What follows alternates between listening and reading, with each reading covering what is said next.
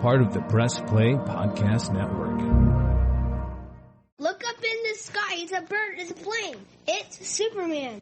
This is Jason J. Lewis, the voice of Superman on Justice League Action. This is Mark Wade, writer of Superman Worldwide. You're listening to the Krypton Report.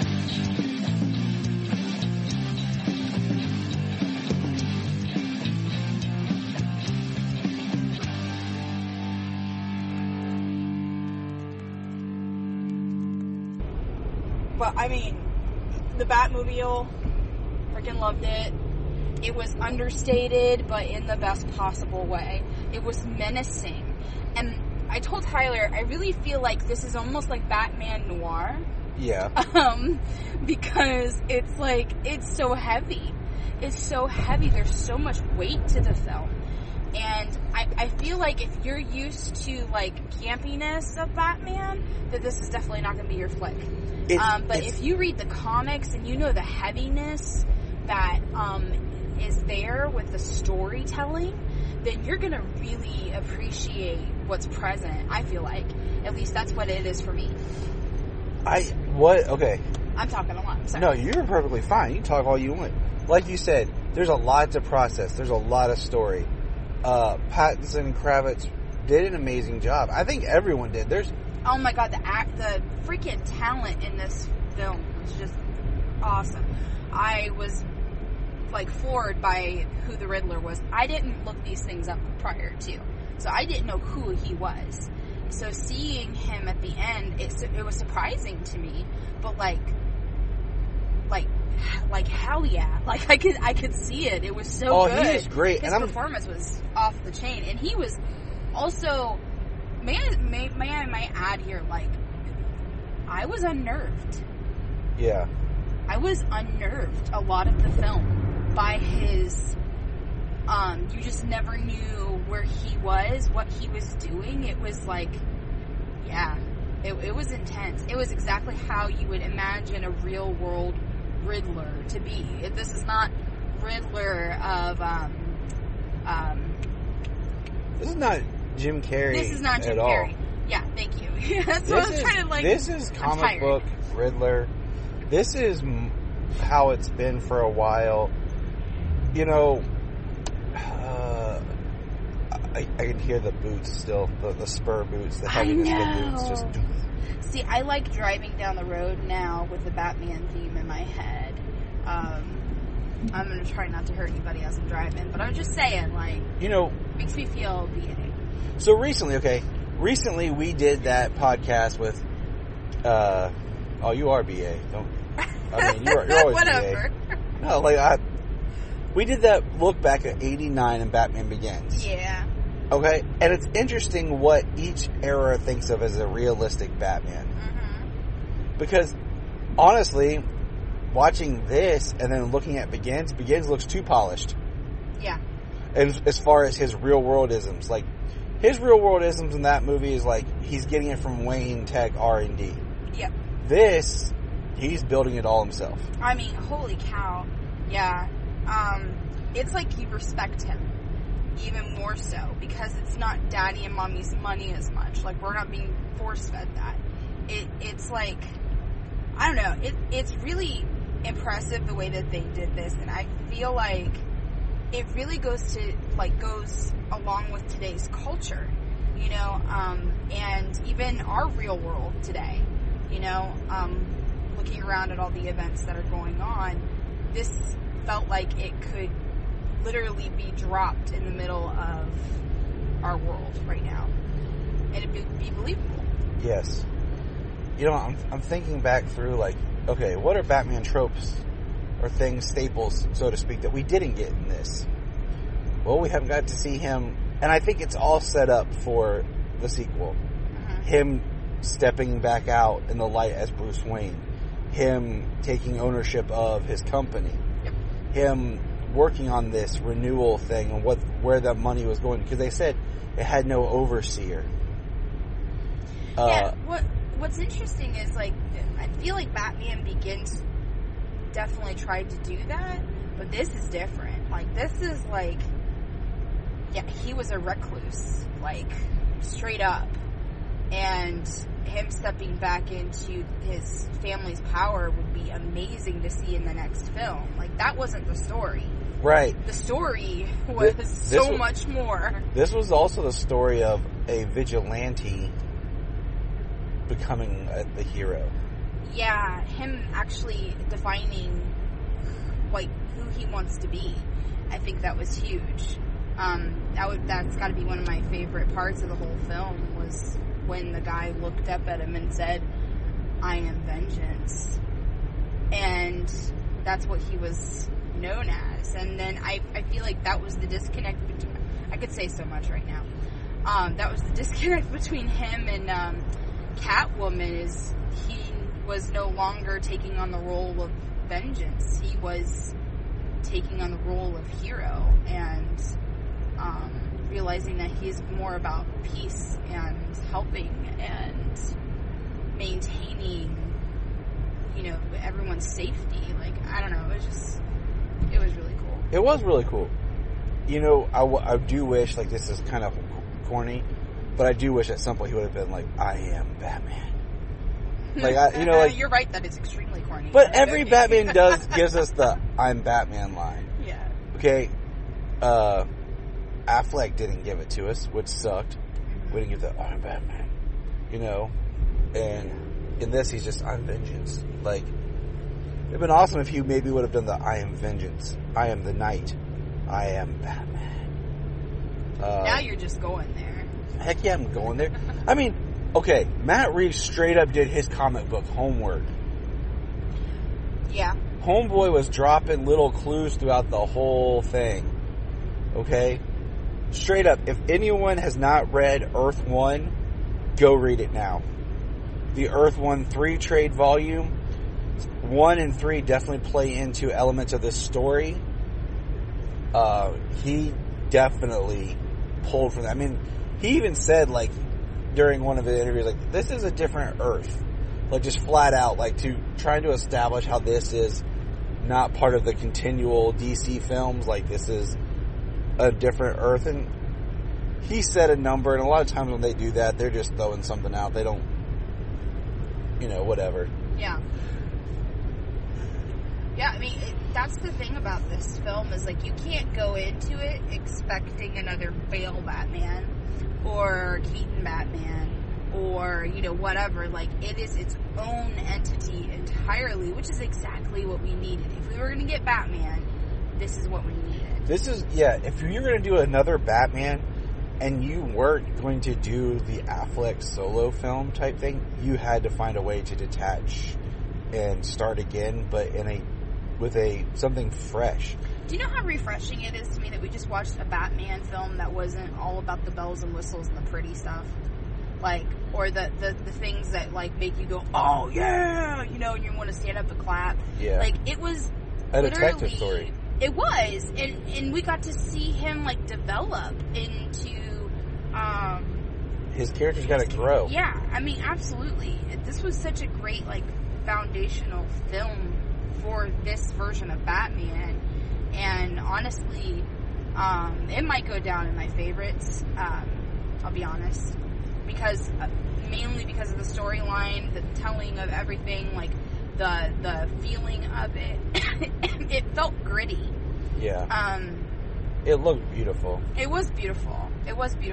I mean, God, one of my favorite visual aspects of the entire film was when he was holding up the flare, walking through the water, and everybody was following him.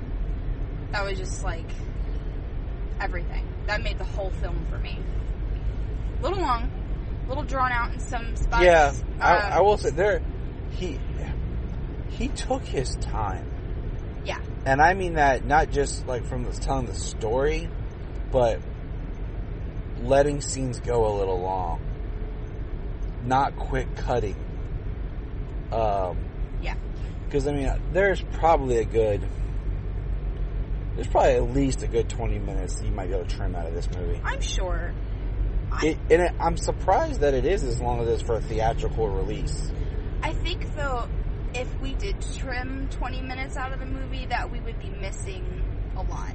I don't know, because some scenes, like the opening scene, like with the Riddler watching with the binoculars, you could trim some of that seconds. Like, we understand he's watching the father and son, like, but he's establishing the relationship in that whole experience.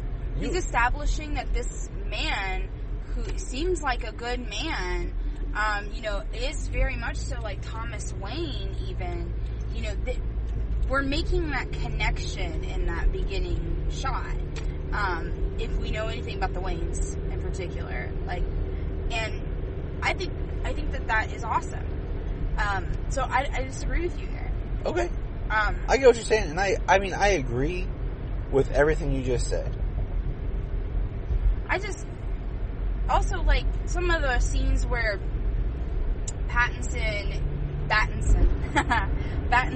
it's just fun to say. It is fun to say. He takes these pauses, or there's this drawn out silence between him and somebody else. Like, somebody asks a question and he's just quiet. Like, it's just so... It's what we've seen in comics. It's what you've seen in some of the video games and stuff that you've played, where Batman doesn't really respond. But we haven't really had a whole lot of time and space to show that in a film. So the fact that Matt Reeves, right? Yep. Was able to accomplish this, like, if you will, for lack of a better term, this breath, to allow that to sit in for us to experience, like, what everybody else experiences. Like, why isn't he answering this guy? You know what I mean? Like, what's going on here? Why is there dead quiet right now? But, like, that's a part of the character. And I'll be honest with you, I've never really thought about it. I've never really thought a whole lot, other than the fact that I think that Batman's trying to always keep up his appearance as to why, like, he doesn't answer people. The mystery. But tonight I was sitting there and I'm like, well, he doesn't want to have them hear his voice. Like, the less he talks, the less likely they're able to figure out who the heck he is. It also just makes him always feel, like, mysterious. Yeah, I mean, absolutely. Creepy. It keeps up the hype, Man, there's so many good shots of just, like, him moving around the police with... Yeah, and it's cool because it's almost eerie. He just kind of blends into the darkness. Oh, see, that was part of my favorite. I'm just gonna go off. That was part of my favorite in the beginning too, when he was talking about they think that I'm in the darkness. Yeah. And creating that fear of from the criminals, like being afraid of Batman, being there, watching them. They see the symbol in the sky, and then they look into the dark corner, and then they stop what they're doing because they're terrified, and they think that he's right there. Gosh, that was like such presence that was created for the character. That once again, I feel like we've touched on all of these things in other movies. But we finally gave it breathing room to the point where we're able to actually feel what these people feel. I think that's the difference. I think that I felt this movie. Yeah. Yeah. Does that make sense? Yeah, it makes total sense. I'm like, there's just so much to process and go through with it. That's what I'm saying, but as I'm talking, I'm, like, processing it, so... Well, okay, so one thing I want to say before I forget is, I wonder if they alluded to Bruce taking... You said adrenaline, but being the comic junkie I am, I said, was it Venom that he took at the end, where he, like, got the strength to get up and beat the guy who was going to kill Selina? And also that he was kind of, like, out of his mind for a split second there, too. Right. When you said that, I was like, that could very well be the case. The color was right on track with Venom, too. And it's been a while since I've read Batman Venom. This is the best Catwoman that we've got. She's awesome. She's awesome. I always feel like the 66 stuff kind of exists kind of in a vacuum, because for the most part, everyone in that show is really great for what they did, but also where the comics were at the time because of the comics code and everything. So it's really hard to compare that with those comics to what we have. So I'm looking like from there's a whole group that love Michelle Pfeiffer's Catwoman. Mm-hmm. And honestly, she's okay to me. I didn't like a lot of the creative decisions with her character. But man. She was very Tim Burton. Yeah, I mean, she was just straight up Tim Burton. Yeah.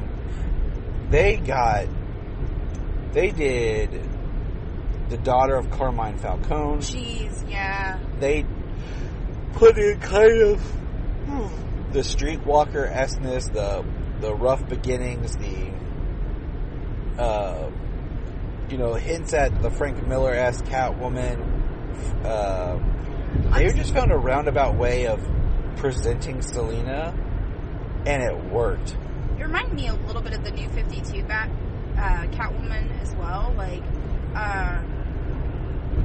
basically, like, the thought process that she actually has some, like, humanitarian values to her, where she actually wants to help people that are in need, like, this girl that died. Yep. Anyanka or something like that. Yeah, I want to say Anna, but it was a little bit more than that. No, it was more than that. But anyway, she was, Annika. There it is. Yes. She kind of took her under her wing, you know what I mean? And tried to protect her and take care of her and stuff. And it reminded me of some of the things that I read in, like, the New 52 Catwoman comic. So it was nice to see that side of Selina as well. And I really loved that she wasn't, I don't know, she didn't have a bunch of opulence around her either. Which, once again, reminded me of the New 52. So, it was cool. It was refreshing not to see the Waynes get murdered again. But, yeah. But if they had done it, I would have been okay with it. Because I feel like they would have done it kind of just in flashback, kind of cuts away. Like, I could see it, like, the way that, like, just have, like, the scene of, like, Pattinson kind of staring off, and like you just kind of do a close-up on his face. You flash to a scene, you flash back, and that's how you do it. Well, it's been there, done that, and I feel like this film is literally like, what haven't you seen? Let's dig into what you haven't seen. I will agree with that, but in some ways I feel like, and I quoted this to myself, that this is in some ways is the greatest hits Batman at the same time. When it comes to the action scenes, some of them, because like Explain. him sitting there getting shot like in the dark hallway as he's fighting, where like you, I that's very straight out of like the Dark Knight Rises when Catwoman and Batman are going down to find Bane. You know what it reminds me of? What? It actually reminds me of the Superman and Lois episode we just watched. Continue. True. Well, like I've said, Tyler's Superman's the greatest hit Superman. Yeah. The other thing is, and this is one thing I didn't like, I didn't really like the whole Riddler calling out people to join him, and they're all dressed like Riddler, and with the shotguns and stuff, and, the way he takes them down, kind of reminiscence of the Dark Knight, when he has to take down the SWAT cops, and protect the, there to stop the Joker at the end. Okay. But, they talk about why the Riddler's look is like it is from an army surplus store, so they could all go buy generic stuff. The same generic stuff. I'll be honest with you. I'm not going to complain about this movie. I really don't have anything bad to say. That didn't bother me. Other than a little bit of the length. Just for sitting in the theater for that long. It's been a long time since I sat in the theater for that long. Yeah. I honestly would have liked more Paul Dano. Like, when he had the interrogation-esque scene with Batman. Honey, who's Paul Dano? The Riddler. There we go. Sorry. Because not everybo's going to know who Paul Dano is. My bad. Just FYI. These are my people. Like, okay, well, if anybody like me is listening. But I love that he's still alive. Okay. Like, they broke the trend of, like, killing a Batman villain or whatever. I like the build-up that he can return. Oh, absolutely. And, like, I want to see him return more in, like, I don't want to say traditional, but, like, more of the suit look. This was chaos. Now, if he stays friends with the person that he made friends with at the very end, I could see how there might be some swag. Well, Riddler swag. I feel like Matt Reeves or what do they call it now? Drip? Matt Reeves is looking at, like you said, what hasn't been done? What are fans wanting? Yeah. What is sold really well in Batman? The Arkham games. Yeah. Yes.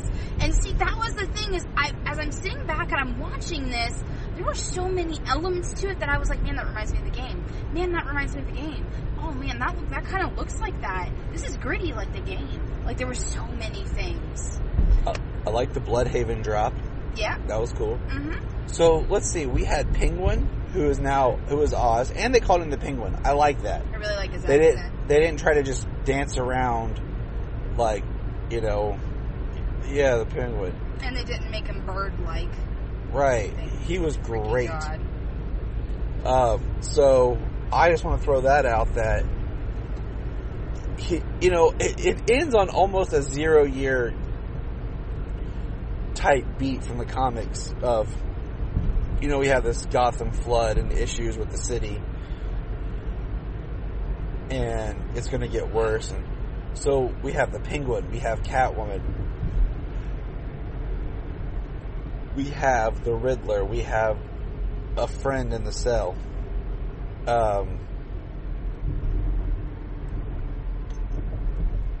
We have all this setup. And, this is Batman year, 2 or 3. So there is a little bit of a history of what he's been up to. Yeah. We see him as a really great detective.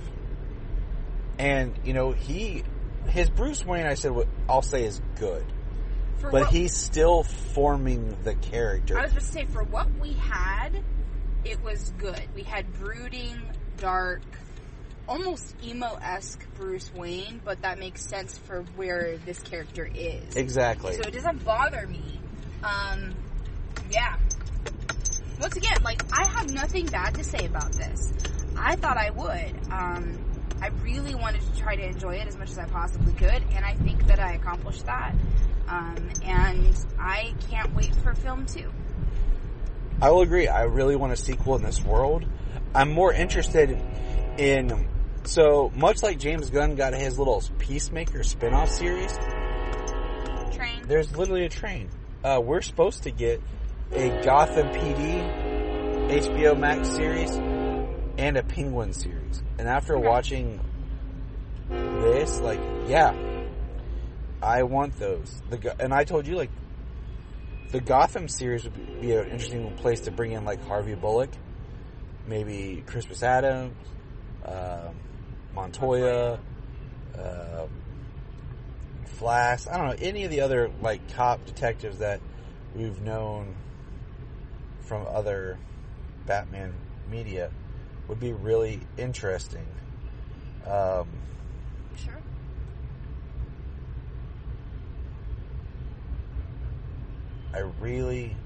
I liked Andy Serkis. I was not sure how I was going to feel. Mm-hmm. He's not in it that much, but they do enough to really set up where that relationship can go. I really see the connection between him and Robert Pattinson's, Bruce. I see it, and I'm enjoying it so far, and I want to see more of it. What I really love is they didn't really make him the quintessential butler. He's literally there as a caretaker, / I would even say protector. Well, it was also hinted at that he was head of, or Wayne Security or whatever, because he was it was my job to protect. They give us just enough to let us know where they are. Yeah, he's the MI6. But for us Alfred. to okay, explore this. I don't know. I'm really looking forward to more. Tyler was saying, guys, in the film, Tyler was like, well, I was really hoping to see this and this and this, and well, maybe we'll be able to see it again or something. And I looked at him and I was like, they gotta leave you wanting more. Yeah, and that's what I talked about with Bullock. I'm just giving you crap. And I was like, you know what, you're right, Jim. You were totally right. They gotta leave you wanting more. You gotta be hungry for more. So if they give you everything at once, you're going to be like, okay, that was a lot, first off. And the story within itself was a lot, so. I really want, with the way Matt Reeves built this world and told this detective story, and where this Bruce is, I want the Court of Owls in the sequel. Yeah, I could see it. Maybe not the sequel. I want them hinted at in the sequel. I could see it in like a third or fourth film if they decided to go down that path. I mean, it would be easy to be like, they all talked about like who controlled Gotham, you know? Yeah, and Selina's line of like, it's never going to change. Yeah, and you know, was there someone that helped feed Edward information? And you know, what if the bird that Edward was talking about wasn't a falcon? You mean the Falcon, the Penguin, the Batman, or an owl? Look, let me ask you this, because I need to watch this scene again. The way he does it, does Edward know that Batman's Bruce Wayne? Because at first it seems like it, but then it kind of feels like it doesn't. He doesn't. And it's the greatest riddle of all. And in the comics, the Riddler knows who Batman is. But it's the greatest riddle of all, and if he reveals the secret, it's not worth anything. I think this is my theory, okay? I believe that he was looking at Batman as himself in a lot of ways. So he was projecting himself onto Batman. So he didn't really care who Batman was because he saw himself. And I can see it now that that tie between the two of them is broken, and you know, Edward's mind, that he would now become obsessed basically with who is Batman. Because he also had such a disdain for Bruce Wayne. Mm-hmm. So it would cloud his judgment. Yep. But hey, good listeners and fans, you'll be hearing more from us. We just pulled up, and they'll be hearing more from me and Jania as the week progresses. Hey, we're going to press pause and hear a few words from our other podcasts on Press Play Podcast Network. Hello, Brooks here with the Books with Brooks monthly book club podcast. Here's how Books with Brooks works. We read one book a month and then we talk about it. Classics like Stephen King's The Shining, debut novels like We Are the Brennans by Tracy Lang, and tons of other compelling, life-changing stories, one book and 1 month at a time. So come read along with us and then listen in. This is Dan Jurgens, and if you want to have a good time, keep listening to the Krypton Report. Remember to check out Krypton Report on all social media platforms. Go to linktree.com/Krypton Report. You find all of our information right there. And if you want to keep Krypton from exploding, join our $1 a month Patreon. That's right, for $1 a month, you'll get extra special content that you don't get on the main show, like movie commentaries and whatever else comes out of our mouths. So check it out, patreon.com/Krypton Report. Welcome to the Krypton Report podcast, dedicated to all things DC Comics with a strong focus on Superman, Supergirl, and the planet Krypton. We discuss movies, TV, games, and of course comics. I'm your host, Tyler, the Superman of Blue, the Man of Tomorrow. Wait, I read the wrong fucking thing. Hold on. 20 seconds. Welcome to the Krypton Report podcast, now part of the Press Play Podcast Network. We are dedicated to all things related to DC Comics with a strong focus on Superman and all things Kryptonian. We discuss movies, TV shows, games, and of course comics. I'm your host, Tyler, the Superman of Blue, the Man of Tomorrow. And with me, as always, is my other half, the Superman of Red, the Man of Steel himself, James Mother Cole. But today, ironically, we're not focusing on Superman. We're focusing on the Batman. Or as my kids like to say because of the cartoon, the Batman. Yes, the Batman movie that is directed by Matt Reeves and stars Robert Pattinson. And just came out last week. So we have a lot to go. We've been kind of counting down to this in a way. You know, we've been doing our prep with all of our Bat rewatches and discussions. We have a few more left for this month. I'm sitting here as we're recording looking at my toy of the Penguin and my Batman figure here. But yeah, hey, so before we kind of... What, the McFarlane figures? Or Heck yeah, the McFarlane figures. Awesome. Okay, I'm just going to say this. One, I like the Oz look, but the figure, it's very bulky. Like his trench coat's one mat of plastic. His legs barely move. His arms, like, move and articulate, but, like, it's just kind of it looks good, but it's just not as much of a figure. Like, he didn't come with an umbrella or anything, which he didn't have in the movie, which is kind of depressing. But he's cool. Solomon got the Riddler and figure from McFarlane, and I just didn't feel like buying Catwoman. I don't know. But before we get into this, let's take a quick look back, shall we? Let's do a quick recap of some events that led to this film.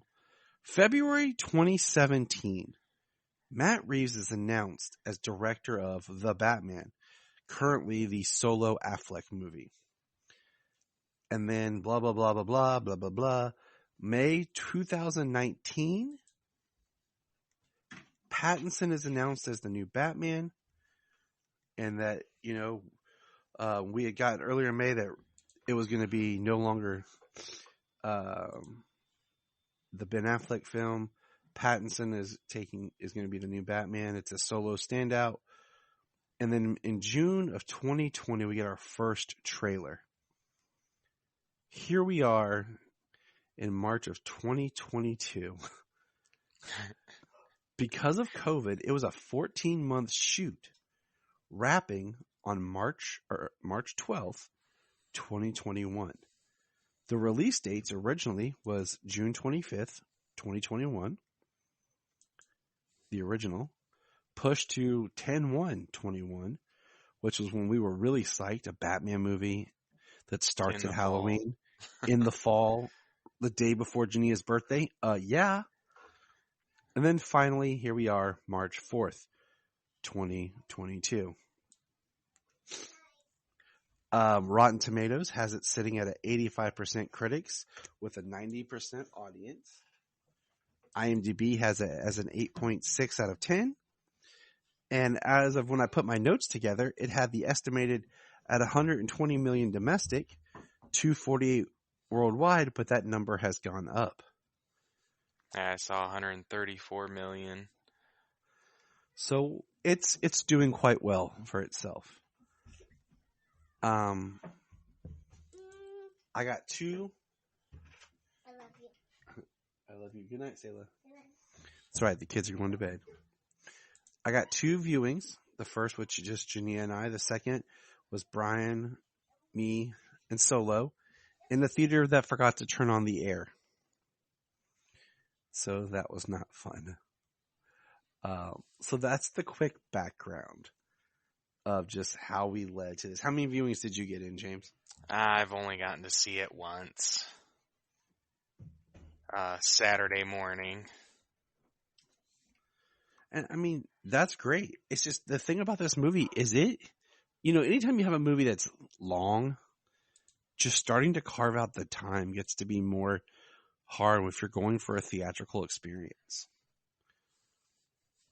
And so as we go through this, we're going to kind of break it down by character and stuff. And we're going to kind of use our scorecards to kind of help with our, we're going to pull back and reference our scorecards as we talk about the characters. But I want to ask you, which comic influences did you see in this film? I know ones that people have said, but what have you seen? What did you see a lot of? I mean, I saw some Earth 1 stuff. I saw some No Man's Land. 0 year.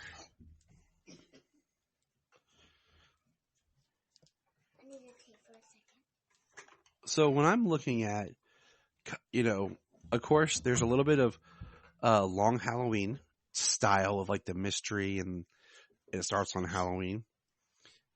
There's a little bit of the year one, 0 year for sure, with Riddler and kind of the way it ends. Ego, with the psychology of Bruce, and Earth One. Like, I think there's a very, very strong Earth One that a lot of people aren't noticing, or maybe haven't read it and giving the credit to that it deserves. But yeah, there's a very strong Earth One. It's been so long since I read Earth One, Volume 1 and 2. And I just reread 1, 2, and once. 3. I just read all 3 of them last week or 2 weeks ago. I reread them all. I had a feeling. So there's some more things, fresh in your mind about it. The Arkham series games and the Telltale games. Yes. And then we'll kind of point out, and with the Long Halloween, there's also the Tim Sales, Jeff Lowe that sometimes gets lumped in, which is the When in Rome. So I'm going to throw that out there, and we'll talk about that as we get there. So we're going to kind of be bouncing all over the place. Like, there's a lot to digest in this movie, and we'll try to hit as much as we can. And I don't think that this will be our only time referencing and mentioning it. It'll probably be what we think. So I'll go first on things, and I'll just jump to because there's not a lot. So I'll say what I didn't like. Okay? And we'll talk about that real quick, and then we'll go into what we did like, okay? Sound good? Yeah, I mean, sure. James is like, shut up, Tyler. Just talk. Dive into the movie. Whether the stuff you like or to me, there's a lot more to like than there was to dislike. And that's why I'm doing dislikes first. So, quite a bit more, And I mean, I enjoyed it. And this is definitely a spoiler review, people. So, we both enjoyed it there. We liked it. Go see it for yourself. And other than that, here we go. Spoilers. Like Solomon. Solomon's become a little great commentator. For those of you that listen to this whole episode, we'll get a special recording with Solomon. And you'll get one with Jania as well. So here we go. All right. Dislikes. I feel like it was too long, first of all. It was almost 3 hours, and I feel like the length kind of hurts it because the pacing is not slow, but it's steady. It's not quick cutting. The scenes breathe. The editing allows for the scenes to breathe. And I think as much as I enjoyed everything, you kind of start to feel the time. So I really think you could trim a good 20 minutes out of this movie. I wish the Riddler had gotten a little bit more play in the film. It's like he's there and then disappears. I think some of the edits go too long. I like the Riddler being a little creepy, but you could have cut some stuff. In all honesty, like, I understand, like, the art and you wanting to get a point across. But for me as an adult audience, if you would have, like, in the opening scene where the Riddler comes up and hits the dude in the back of the head, if you would have just cut the black and then had him stretching the duct tape, would have got the same point to me than watching him beat the dude in the head.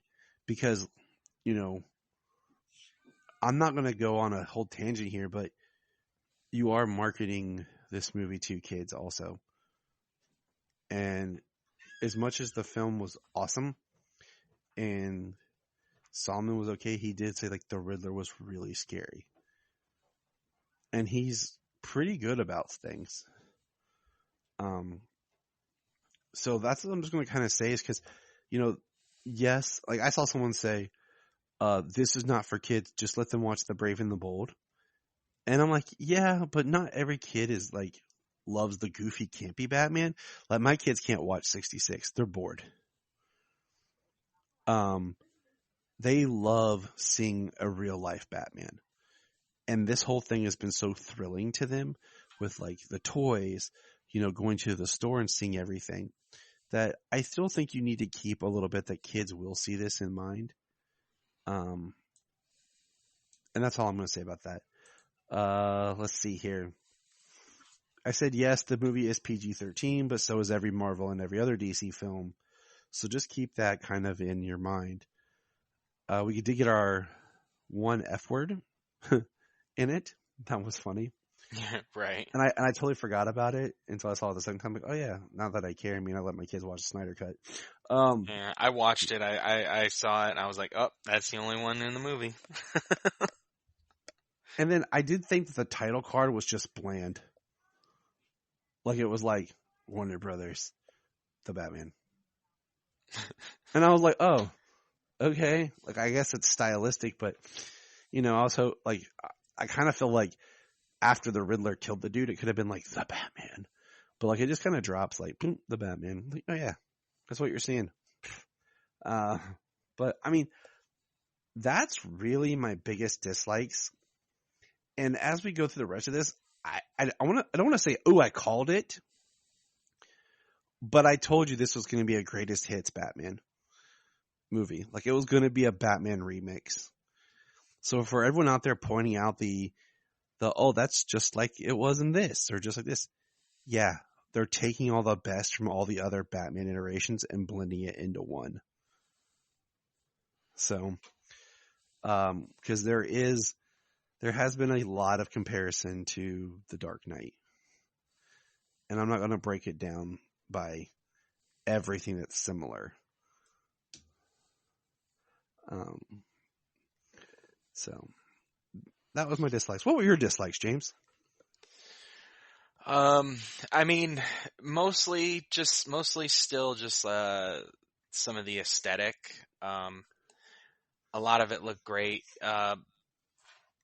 Like the bat suit looked a lot better in motion and in use in the movie, but it's still not my favorite kind of Batman suit. There were some cool things about it, and we'll talk about that too. Kind of how down to earth and gritty. I had no problem with, the violence and the scary because, the most grotesque thing they did was the thumb drive joke. And I had a good laugh. Dude, that was hilarious. That was absolutely hilarious. You like thumb drive. Yeah. And then he uses the thumbprint. This guy's hilarious. That was mostly it. I like long movies. I love long movies. There's not. And I think there could have been also a little more action sequences. Yeah, I think like the car chase scene, the way they used the camera. So it was really awesome the way they used it, but that was the way the whole thing was. Like right. It was all from POV, from the car, from down low, looking back down low from the car, right off of the side of the hood, looking at Batman's face and at Penguin's face, and they didn't open up. You didn't get to see. There was no wide establishing. Yeah, so we really got to see. You didn't get to see the grand chase, right? And at all. And here's one thing I'm going to ask you that I didn't think about till later. How much, if any, do you think COVID impacted this film as far as what they plan to shoot and do? Oh, it's hard to say because it was shot all over in the UK, but they and shut Glasgow down and twice stuff. Because they shut down for COVID, then they started back up. Then Pattinson got COVID, and they started back up. You know, so it just kind of makes me think like, what were some things that they had planned maybe that they couldn't do or pull off? I don't know. It's just a thought. Like maybe, but you know, not having some wide establishing shots on things like the car chase bothers me because that's part of the grandioseness. Grandiose. I don't know. I'm tired of of the whole scene idea in the first place.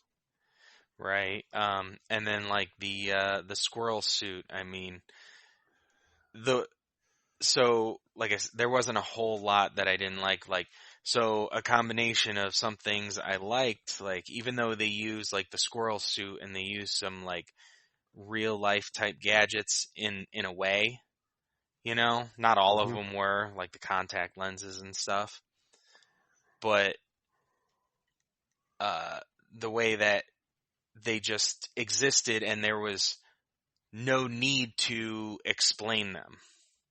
They just happened. They were there and they just happened. There wasn't, oh, I need this for this. I need this for that. Yeah. You know?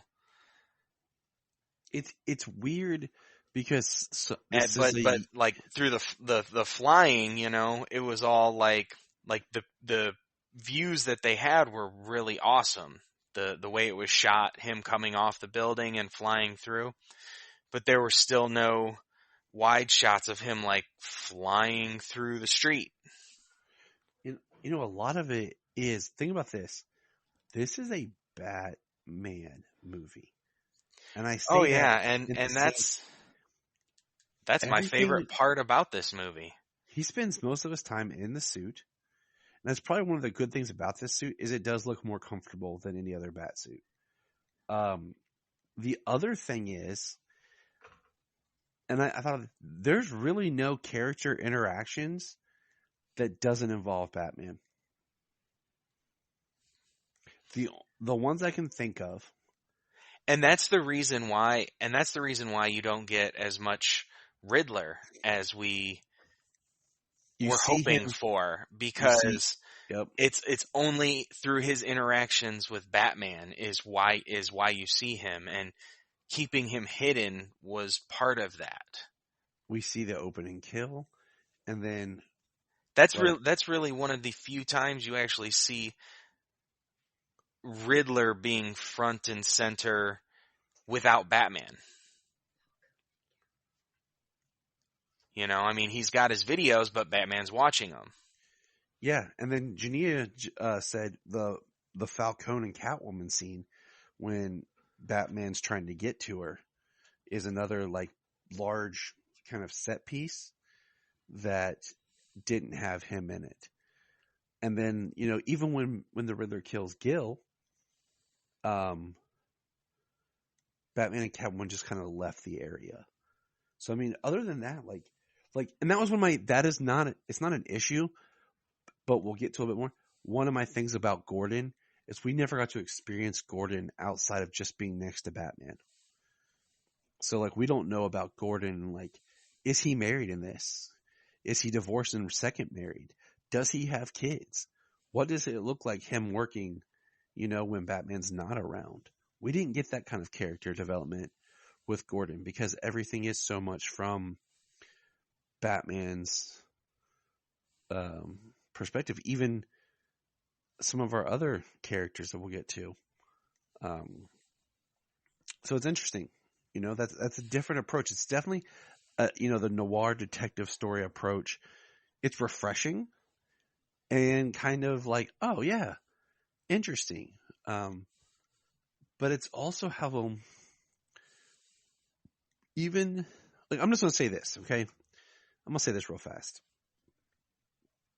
And I got it typed out because, okay, I typed it out because I was bored. Hold on. All right. Where is it? I said seeing the film a second time really helped on a lot of things because the film is so long and so much going on, it's easy to forget. Things remembered, certain beats of the story, and how it all tied together and aligned. It helps when the pace is going. And I say this, as someone who would like to have seen the solo Affleck film and experience his Batman with a new angle of the road-worn Batman. What I found refreshing with the whole Ben Affleck Batman and what we liked was it was a jump in the future. It was going to a place with Batman that we have never been, where he's already been Batman for a long time and there's a whole history and we can move forward, backward, and throw any character out there. And we really wouldn't need that much of an explanation. And that's what excited me about that film. Now, so I'm saying that because at the same time, this film feels good because we're getting away from a lot of the toxicness that has happened from Snyder lovers. And like I said, this is a greatest hits Batman. And even though there's certain beats in here, I feel like this still feels a little refreshing, even though there's a lot of repeated story beats with this. Because I feel like there's a lot that gets beholden to with an early Batman story. So, all right, your turn. Talk. Well, my favorite thing is my favorite thing about it is it is a Batman movie. You know, it is mostly all from Batman's perspective. He's in the cowl more than he's not. You know, like I said, the suit looks better in the movie than it did in the marketing. Yeah, it does. And I really like what I say is I like the waist up. Yeah, but the full, I don't know about the full on taking bullets, like having all this armor and bullets bouncing off and stuff. This was my headcanon because in my headcanon, the armor is strong and the machine guns were only like 22s. Okay, so these these machine guns are 22 caliber shooting, and they're missing too. So it just looks like grazing off and stuff. That's why when he gets hit by a shotgun, he gets his bell rung. Yeah, I kind of like the collar of it. It was kind of like Gotham by Gaslight or Dude, Batman anime with the collar. I have come to love the collar. Watch, like, it gives his neck a different look. It lets the head move, and everything. Because one thing that I love is the way he moves as Batman. If you watch the way he moves in and out of shots, around people, just the way he carries himself and moves as Batman is awesome. You know, the time he spent with Jim Gordon, they go to the crime scene and he's just scanning the crime scene. He's got those cool little lenses and he's looking at everything. And what's awesome is like the detective noir story is he's watching the recordings like endlessly, just examining everything over and over and over again. That is really cool. Like, just the way to do it. Reeves, I feel like Reeves sat with a blender. He put every Batman film and even Todd Phillips' Joker into a blender, hit, destroy, hit it, and then dumped out what was there and put his movie together. And I don't say that in a bad way or like you didn't do anything. I did it in a way that he was able to kind of make everything feel like it all worked together. And what I find really fascinating is the more I think about it is how much Reeves likes Batman 66 and paid homage to it without being campy. Yeah, he did, and I liked that, the way Batman was surrounded by cops, the way he worked with Gordon, and then the arc he had, going from vengeance, learning to the learning about the effect that he's having on Gotham, and that's going to be what's driving him forward. Is how he's affecting Gotham. Like Riddler thought they were working together, and they use the name that people call him because they call him Vengeance. Yeah, hold that thought about them working together. We're going to get back around to that in a minute. But no, like, also, the main 4 villains that are in Batman 66, Matt Reeves finds a way to reference them all. He brings Batman back to a car that in the front grille reminds me a little bit of 66. He pays homage to the Batphone and to the Shakespeare statue. So, I thought that was pretty smart of him. Like, a way of referencing it without being campy. Everyone else just goes straight to, like, the camp. And I'm like, good job, Mr. Reeves. Good job. I'm just going to throw this out there. Man I interviewed last year, Sean O'Connell, for the Real podcast on Cinema Blend. They just dropped an episode where they interview Matt Reeves. I'm getting ready to check it out. So just if anyone wants to hear it from the horse's mouth, check that out.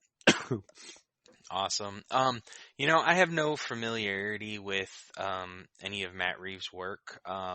I know a lot of the movies. I've been told a lot of the movies that he's directed, and I've actually wanted to see like every single one of them.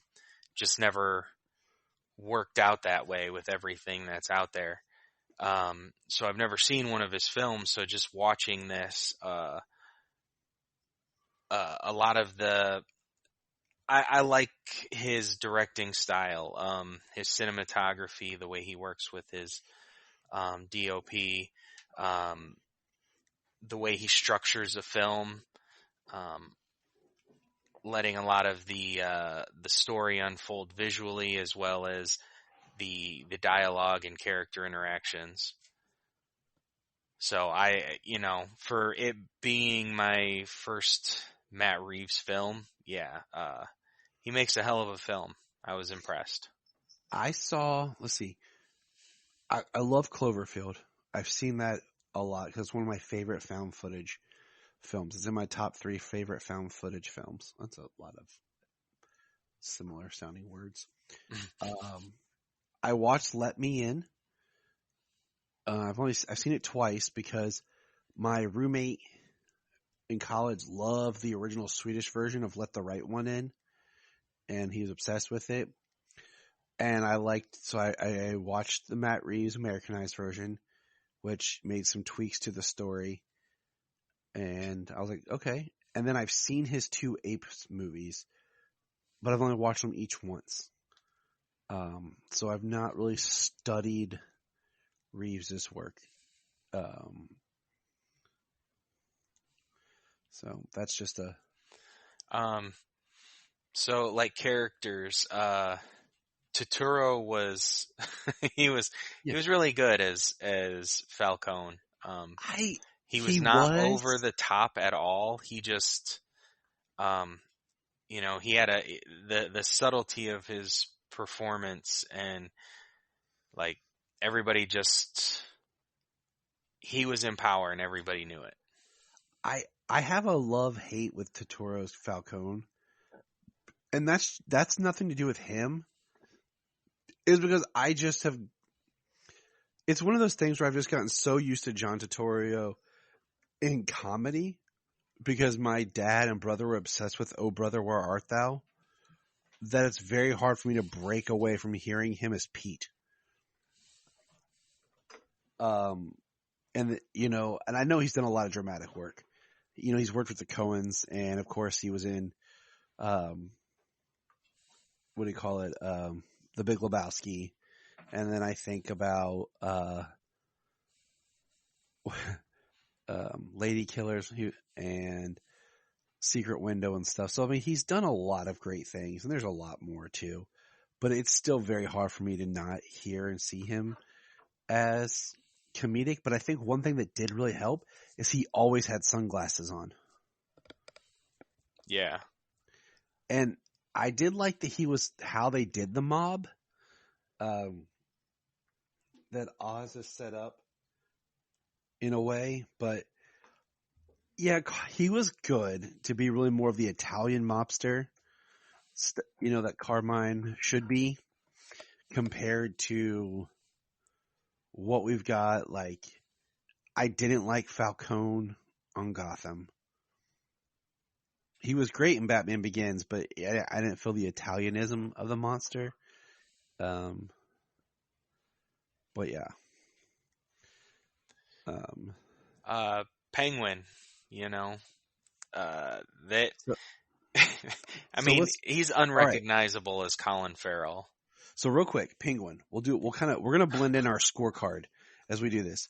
So Colin Farrell as the Penguin, my rating is a 9.5. Jania's is an 8. Solomon gave him a 9. Sayla just randomly picked numbers. She wanted to be a part of things. So, but she gave him a 1. But, she just doesn't like the Penguin. That's all. she just wanted to be part of things. She hasn't watched it. I'm gonna watch bits and pieces with her once it hits HBO. So now we got those. What would you rate his Penguin? 9.5. He wasn't in the movie a whole lot. But his performance was fantastic. The acting all around in this movie, I think everybody killed it. Everybody nailed it. The casting was great. There's no one in this movie that I would change the casting of. I'm just going to say that. There's no one like, they could have got someone better. No, but Colin Farrell's Penguin, I mean, the prosthetics for one, physically you cannot tell. Only the eyes. That's it. Only the eyes. And his voice, his mannerisms, he's a pretty awesome character, and I love the way he was so cocky. He was inside. The way Batman came in the club, I mean, talk about that. He knocks at the door. Dude, he comes in the front door. One of my favorite lines is from the Penguin, and it's so small, but it's the delivery, it's the line, is when Batman gets in the pictures and he's like, what's she doing with the mayor? He goes, is that the mayor? Oh shit, it is! Like, yeah. Just like I don't even care. Like, I'm playing dumb. He's dealing drugs right in front of him. I mean, he is great. I'm really excited for the series that we're supposed to get. And I think the movie sets it up real nice for the series to be about him taking power in Gotham. Yes, during the rebuild and that was my exact thought. Is like, it better be about him rising to power and becoming the Penguin. And I think a plot that could be interesting to explore is how, as he rises, he kind of refines himself. He starts to become more of the gentleman Penguin a little bit here and there. Redoes his club, maybe a little bit more fancy. And everything. The Iceberg Lounge makes it a little bit more of the lounge. Yeah, less nightclub. Yeah, like, so I was not at least his area of the nightclub. You know what I'm saying? Like his office and stuff. At least his office and stuff be a little more sophisticated. I'm glad they called him the Penguin. Like, that's the one thing I love, that it wasn't like they just called him Oz or Oswald. Like, he calls himself Oz. That's fine. But, maybe the next one he wants to be called Oswald. But they call him the Penguin. Solomon was not a big fan of the scars on his face. And I was okay with them. And I felt like it helped with the prosthetics and the makeup to make it believable. But yeah, what did you think of the scars? I mean, noticeable. I don't know. I just assumed the way that this guy came up, he got some scars along the way. Right. Exactly. Like, I mean, I think this Penguin is hard, you know? Yeah. More, to me, this Penguin's more in line with the Arkham games. Not a one-to-one. Certainly, and I think a little less of the, well, I don't know. I mean, he did take off, but he did come out shooting, you know what I mean? And then he took off running and got chased down by the car. Yeah, to me, if it's not a 1-to-1 ratio, and I feel like this is more of where he comes from, is like the Arkham game style. Yeah. All right, next character. We'll just kind of do Alfred, Andy Circus. Scorecard for me, a 7. Jania, a 7. Solomon, a 1. Your turn. I hadn't really thought about it, but I'm thinking about a 6.5. He wasn't in it that much. What he did and what he said was, you know, kind of impactful. I liked their interactions. Not my favorite Alfred, but certainly not enough to make a. I liked him, but didn't steal the show. I liked him. And I think part of it's because he wasn't in it that much. But having recently reread the Earth 1 series and seeing they pulled a lot of Alfred from that Alfred, it really helped me appreciate his Alfred more. I look forward to seeing more of what he can do and where they take him.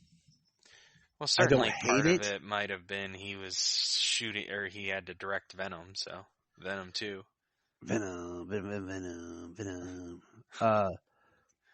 But, I mean, you know, he had worked with Matt Reeves. Like, out of the 5 Matt Reeves movie, Andy Serkis is in 3 of them now. So. And he's a great actor. So hey, that's a good working relationship. Exactly. So I look forward to seeing more of what he has to bring. But I don't hate it. I mean, you know, and with Alfred in this movie, I like how we get the other way of how the Waynes possibly got murdered. Right. You know, I love his speech about was it a random event? Did Maroni have something to do with it? Like Falcone says, does Falcone have something to do with it? Like Alfred suspects. Exactly. Like they leave it up to at least 3 different scenarios. And the thing about that I like is it plays with all the, is it a conspiracy? Is it random? And Alfred saying, like, I've spent my life trying to figure this out. And I think what could be interesting is if in the second one you do a flashback with Alfred and you learn a little bit more about the night and you kind of tell the origin from Alfred's point of view. So you don't see the Waynes die, but like you kind of see the before when they're leaving and then when Alfred first shows up on the scene to get Bruce. You know, something a little bit different than what we've seen before. But, all right. Gordon.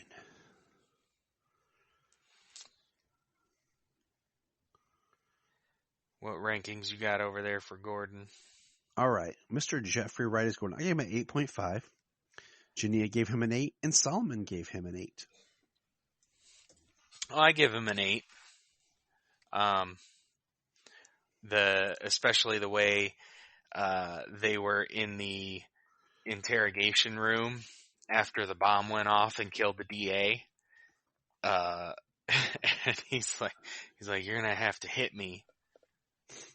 He's like, he's like, how am I gonna do that? Punch me in the face. Yeah.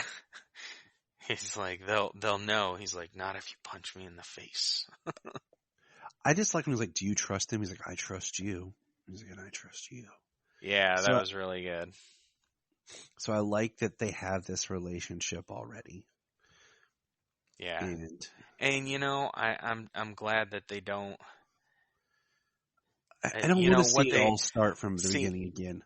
Yeah, Like, I don't like it. I don't need to see it all from the beginning, but I just like the way that in this movie everything goes the way it goes, the way everything is there.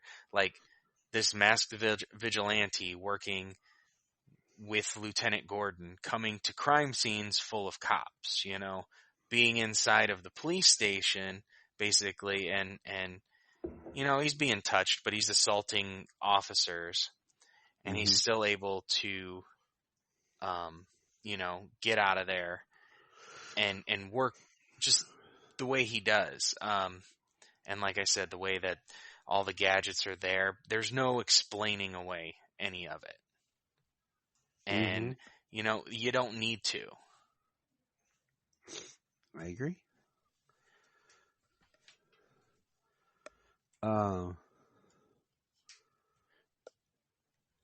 So, and like I said, my only thing was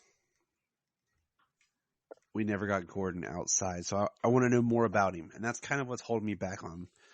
But I love that this movie has so much of Gordon in it, in a working relationship with Batman. Well, I think we're probably going to get some more Gordon in the Penguin show. We get to see more of an expanded universe of that Gotham and that groupings of characters, but from outside of Batman's point of view. Yeah. I was going to say, crap, you made me forget. Oh, well. Like, the fact that the Bat Signal right now is not at police headquarters. It's in a building that's being basically never finished construction. Which is actually really cool, because in the last one of the last Batman storylines, Bruce had invested heavily into Gotham, and there are a lot of buildings that are partially built. And that goes back to the MacGuffin of this movie about the renewal fund that Thomas Wayne had set up to help build Gotham. That basically the whole point of this is all this money is supposed to help the city that the mob and has been using as bribe money and all this to drug launder and all this stuff over the years, because no one was overseeing it, because part of the big Bruce Wayne arc is that he doesn't do anything as Bruce Wayne. It's all Batman. He's not keeping his eye on his company at all. And I think that'll play into a sequel. Yeah, I think the fact of what effect is he having on Gotham, I think, you know, that's the driving force of his perception as Batman, but also what he can do as Bruce Wayne as a businessman, which will in turn help further his goals as Batman. So let me ask you this. What did you just think of Gotham? Like, what would you rate Gotham as the city? I gave it a 10, Jania a 9, Solomon a 4. But what did you I'm right think with you. of... I'm right with you. It's a 10. This is my favorite Gotham City. Yeah, very dirty, very big old city. And it just feels it feels gothic and different to us because it is not American City. Yeah, it feels gothic and modern at the same time. You know? And it feels real. Yeah. Gotham is awesome. I mean, the billboards, because even though it's a dark city and it's always raining, there is always lights, you know? It's a city. It's beaming with street lights and neon and all this other stuff. And not Joel Schumacher neon. Yeah. Totally. Yeah, Gotham was awesome. A 10. All right. What do you think about the score? That's kind of one we can knock out quickly here. I loved the music. I love the score. There's a lot there. I did get a little tired of the repetitive dum, da, dum, dum. And that's why I didn't give it a 10. I gave it an 8. Jania gave it an 8. Solomon gave it a 9. And then Sailor randomly gave it a 10. I mean, the score was great. In the movie, the way it fits, but the fact that the movie is so long, the score just got very repetitive. Right. And I mean, I've listened to half of the score as of right now, and it does do that. And I think that's similar even with the Zimmer score, is certain things repeat, but it's just the way it's laid out in the film. But yeah, I really But also like when you theme characters and characters are reoccurring, then right. You I would get have liked that. It's a big kind of almost gothic score. Like I would almost like if in a sequel do a little bit more of a gothic style score. Look at the Mask of the Phantasm score and even Danny Elfman's Wolfman, which was inspired by the score for Bram Stoker's Dracula, which is very gothic style of music. Could be interesting. Is all I'm saying. So I've only heard the score with the movie. I haven't listened to the score. I don't have the score. The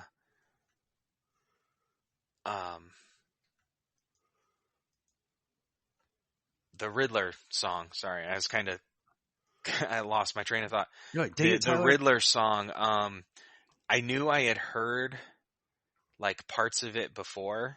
Mm-hmm. And how they have hints of Ave Maria in there that he's singing. I was like, oh, that makes total sense. And it does, like when the movie starts, but there's also one more thing to it that we will get to that I will hit on here in a moment. About why I think that's important. I have yet to read the prequel novel. I wanted to. I've heard that it works better after you see the movie because it gives a lot away in the movie. I was going to just buy it, and it was sold out on Amazon, and I didn't find it at Walmart or Target. Oh man. Yeah, so it must be hot stuff. Right. So let's just go ahead and talk Paul Dano's The Riddler then, since we're here. I gave him an 8, Solomon an 8, Jania an 8. First of all, I do think they made him a little too creepy at times. Like I said earlier about, I think how it could have been cut and trimmed. He was very much a Jigsaw Zodiac type killer.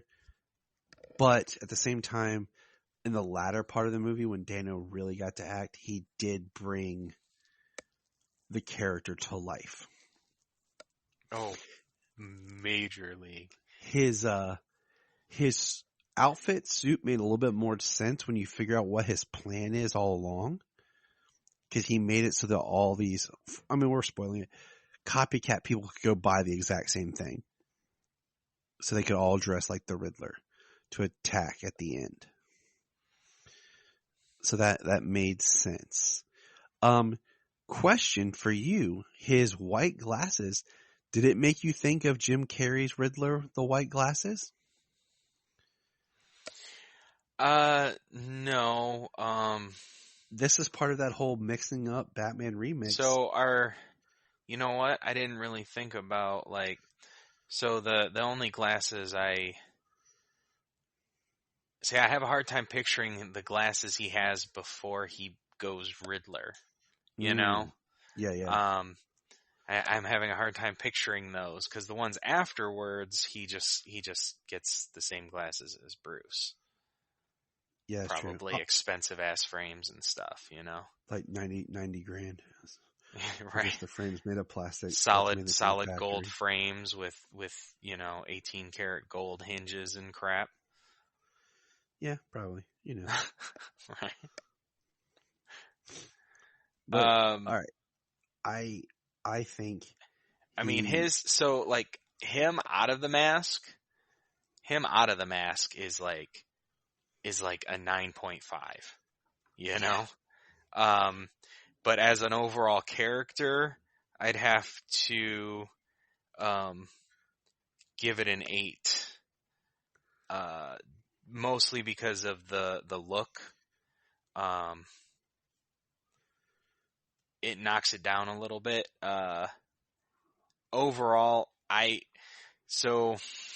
don't know. I loved how scary he was. I loved how he was like a combination of Jigsaw and the Zodiac Killer.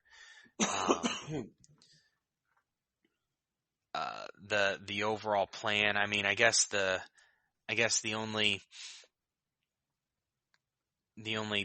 flaw with the Riddler character is when it comes down to it in the end, it's Batman against Riddler fanatics, not the Riddler. Yeah. The Riddler has a plan that goes off without a hitch, but the Riddler is in Arkham, and I know he's there because it's safe from the flooding and everything. Arkham State Hospital, by the way, which is an Earth 1 thing. Just throwing it out there. All right, cool. And, okay, so let's talk about the Riddler. This whole movie thinks that basically sees Batman as his ally,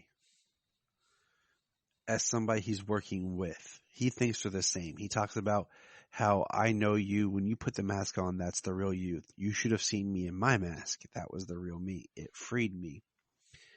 And because as soon as Batman really says, you're sick, you're a psycho, and all this, and you see the Riddler snap, and he starts screaming, no, this is not how it was supposed to go.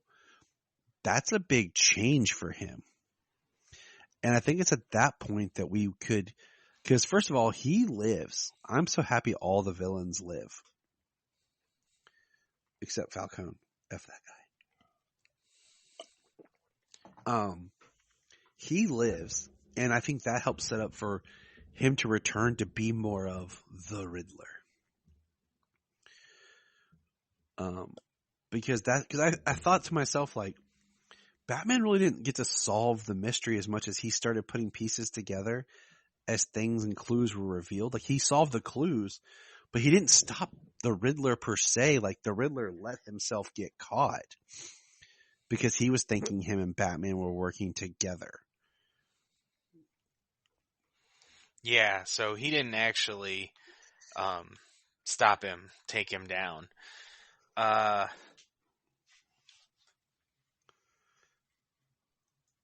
man, now I lost my train of thought. I'm also just want to say I'm glad they didn't use the term dark web for Riddler's message. One of my favorite scenes is when they do unlock his secret message on his webcast to like his followers, and he's just like, "Hey guys, it's me. How's it going?" Yeah, was great. Thank you for all the it's just a complete change from everything else we saw. So that was hilarious. Now let me ask you a question. And I asked this to Brian, and he answered differently, and then I had to explain it to you. Do you think the Riddler knows that Batman is Bruce Wayne? I don't think so. I think because the fact that, if they were using the Long Halloween storyline,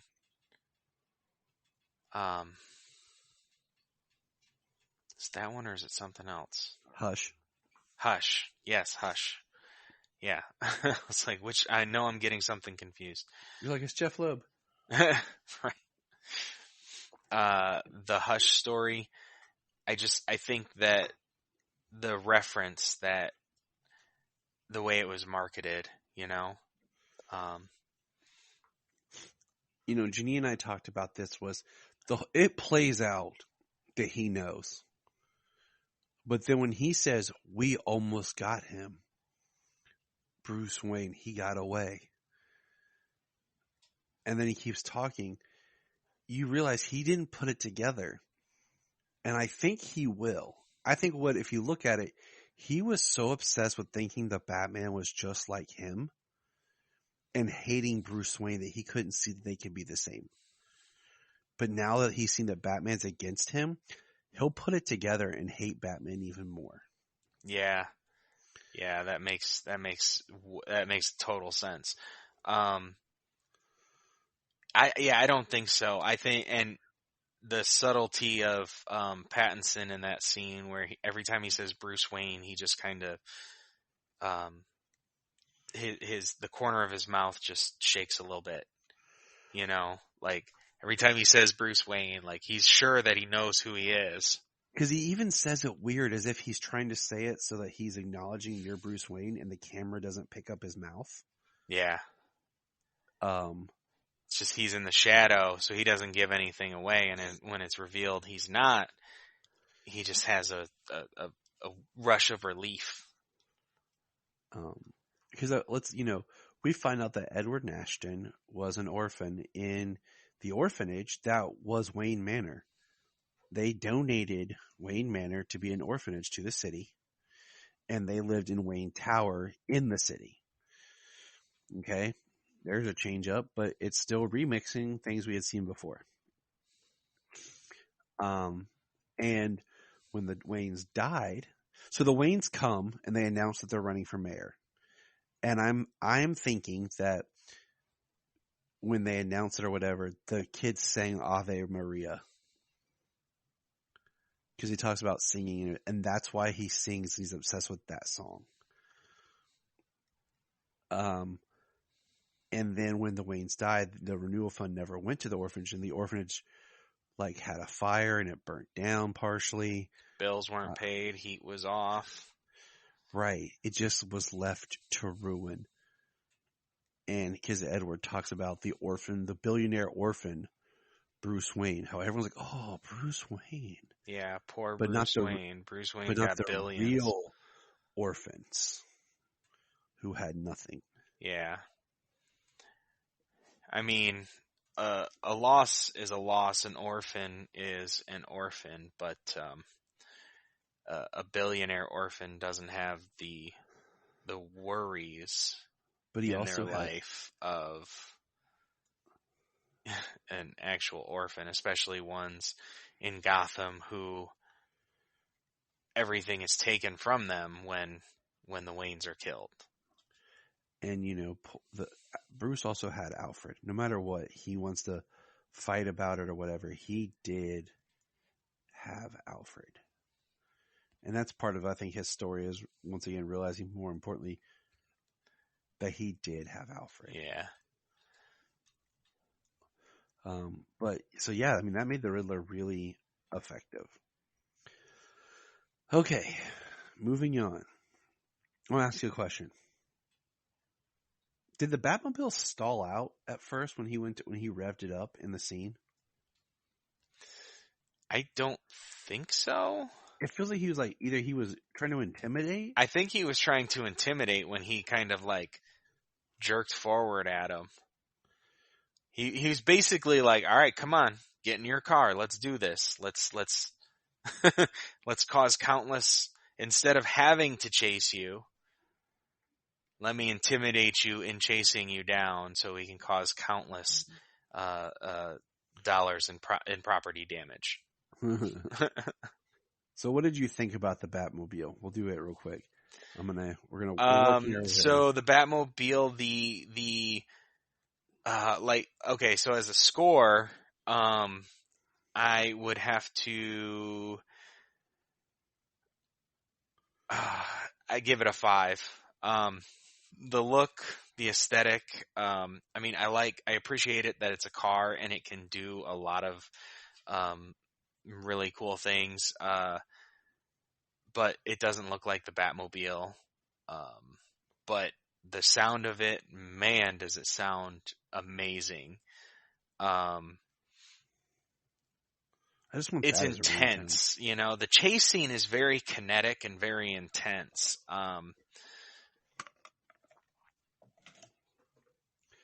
Well, I'll give you the breakdown. I gave it an 8.5. Junia with a 9. Solomon and Salo with a 10. I've come to really enjoy it. Even though it is a little bit more of just a souped up muscle car, I'm liking it more and more. I would have liked more of it in the film, See, that's what I do love about it is the its position in the film, being under the tarp, seeing the parts, you see the timing chain, you see the spark plugs and the rings and all kinds of stuff. Like, him and Alfred have been building that, and that's pretty awesome. And then you get the reveal of it. It's fantastic. I think, like, from the back, I like the back. But then when you see it from the front, it looks more just regular car. So I give it a 5 because just as a Batmobile, I don't know, it's not what I would think as a Batmobile, but it was awesome. But it feels more like a Batmobile than the Tumbler does. Yes. So. Well, I don't think I like the Tumbler very much. I don't think I even scored it very high. So. All right. So now we're going to jump back to character. Okay, well, if I have to revise it, I'd have to put the Tumbler down as like a 5.5, and I'd give this Batmobile a 6 or 6.5. All right, so, James. I'm going to have to change my scorecard a little bit. So Zoe Kravitz is Catwoman. I gave her a 9. Jania a 9. Solomon gave her a 10. Sayla a 4. I do like, first of all, I thought she did really great. She has a way of hitting on the different angles. Her mask was okay. I didn't hate it, but I didn't love it. But it gives her somewhere to go, and it works just well. It was a little bit more, I love Anne Hathaway's goggle cat ear things, but I feel like this is just a little bit more straight Catwoman. And she had the whip. And I feel like they did a great job of developing Selena, Catwoman, much more of like, she did a little bit more burglary, even though she wasn't stealing diamonds or anything as much as what we saw. She was still, burglarizing. She broke into a safe just to get a passport. Right. And that was because she was, working to help her friend. So, we have places to go, but she still feels real. The only line I didn't really care for was the white privileged assholes line. Because I feel like that's just so much of the time. But it was whatever. Well, also, you see her working in a mob bar and you've got the commissioner, the mayor, the DA in his office, and all those people down there getting high and drinking and sleeping with prostitutes. Like, it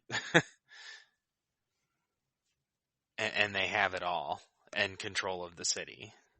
Mm-hmm. So, I get it. But yeah. I liked her. It's hard to say what my favorite Catwoman is, but it's kind of, I inch her up a little bit because she's a little bit more true to character than Anne Hathaway was. Right. You can have a favorite iteration, but they are all so great. Yeah. You can't discount any one because of another. The 66 stuff works, and they're hard to pair against because it was such a different era. But I've never been a huge fan of Michelle Pfeiffer's Catwoman. So it's yeah. Anyways, what else? I like that she's Falcone's daughter in this, and she's trying to help her friend. And we get, because of her, it helps Batman push towards finding out more things at the club. Him and her partner, they use the lenses, to investigate the camera lenses.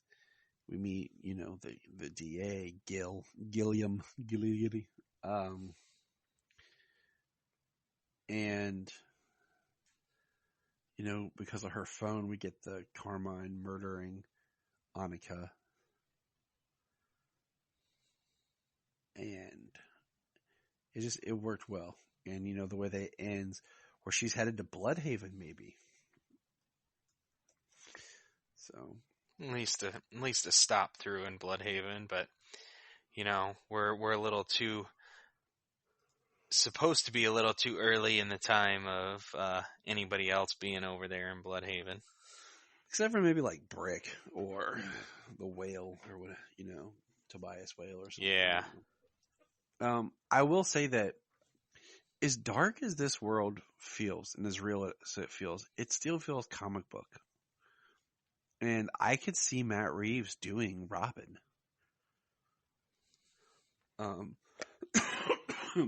And they hint at with the fact that the son of the mayor sees his dad. He's the one that finds his murdered father. And Bruce, as Batman, pays attention to the kid. Then Bruce, as Bruce, pays attention to the kid. And then he saves him at the funeral memorial for the mayor. And then the fact the kid is the one that takes Batman's hand at the end. When he's trying, because everyone's afraid of Batman. We're going to get more to Batman here next. Shows me that Bruce has that eye.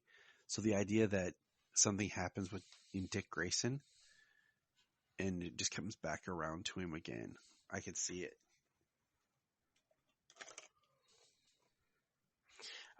Yeah, I mean, the way that Bruce looked at the child, I was like, I hope that's, planting seeds for,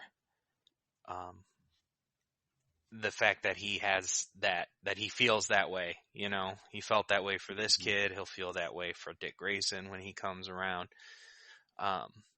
And the representation of the child from beginning to end, where the child is the one who takes his hand, and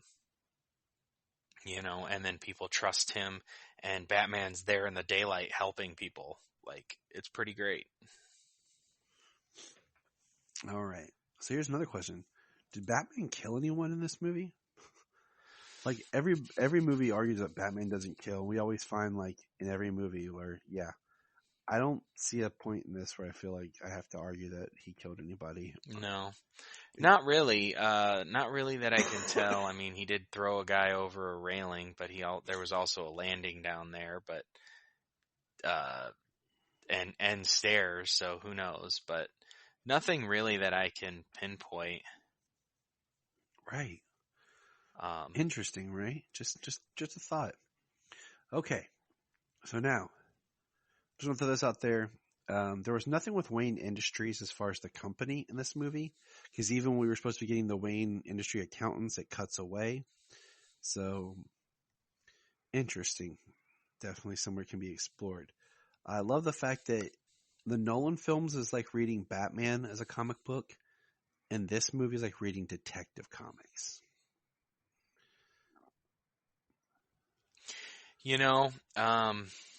Before this movie had come out, Batman Begins was my favorite Batman movie, the best Batman movie. These are similar and different, and just after one viewing, I gotta look at it again, and it can always change, but this might be my favorite Batman movie. It's right now. Begins still sits as my favorite. This is in my top 3, and they're kind of shuffling around.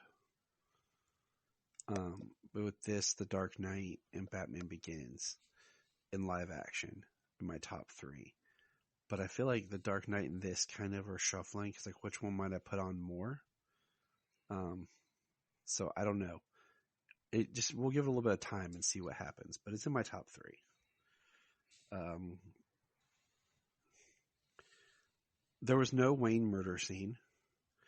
The origins all told and kind of, it's part of the story. And Tom and Martha were killed in 2001. And it even says that it's 20 years since their death. That's kind of crazy to think about. Yeah. It's interesting though. They don't specify, they don't show it, they don't specify what it happened or how it happened. But Penguin does say, "Are you with Zorro here?" Oh yeah, that was cool. I like that.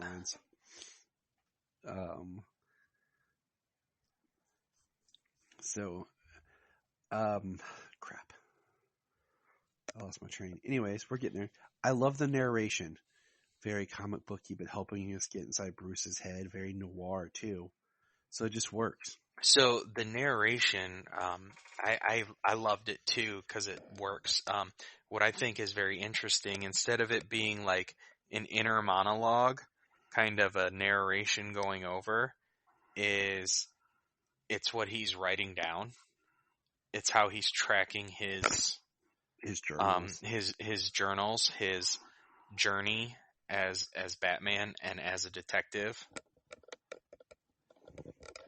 Because the stuff he writes about is how he feels about how he's impacting Gotham.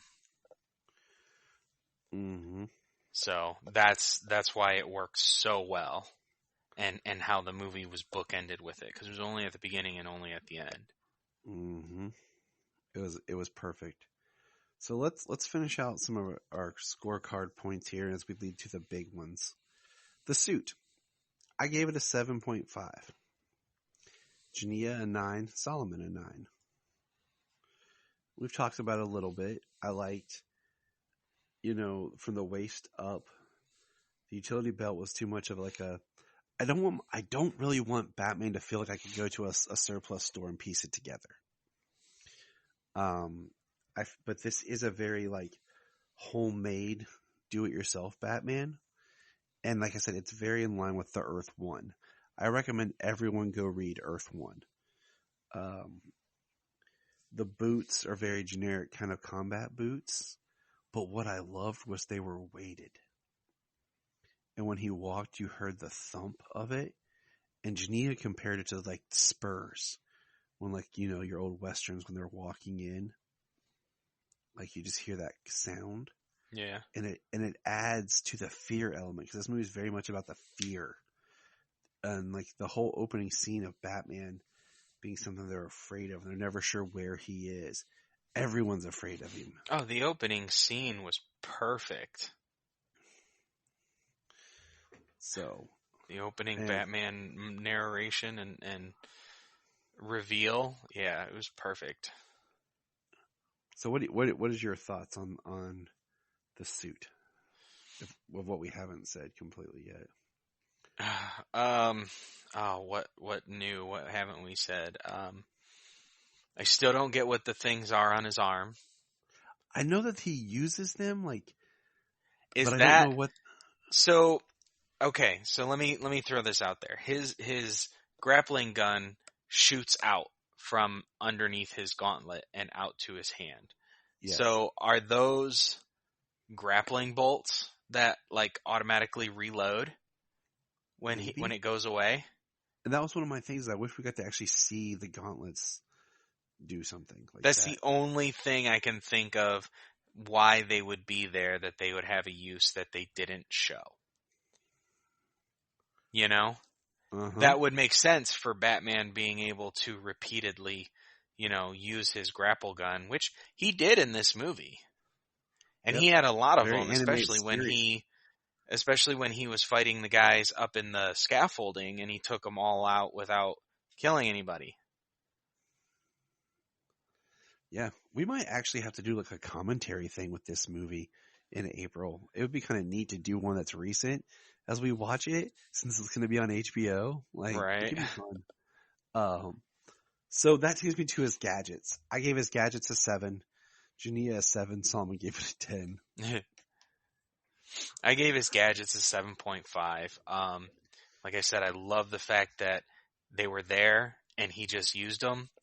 And then those lenses were amazing. The way he, like I said, the way he used them he had instant identification on people, or nearly. He could see through it. He could, it recorded everything and he went through it. The way he used it at the crime scenes, he didn't have to touch much. He just looked around. Right. It made him more mysterious, because he's not actually and I like when he would say stuff like, it's this because of this. Yeah. And it just gave him this ominousness. Okay, so what do you give his bat voice? I gave it an 8, and Janine and Solomon gave it a 10. So I gave it a 7 because I thought it was really good. But sometimes when he was talking, he sounded like he was just talking. Like you could definitely still tell that it was Robert Pattinson right there. It's much more. But he did have a gruffled, lower tone at a good amount of times, because mostly when that came out was really mostly when he was talking to Selena. So I feel like he relaxes a little bit more, in that regard. But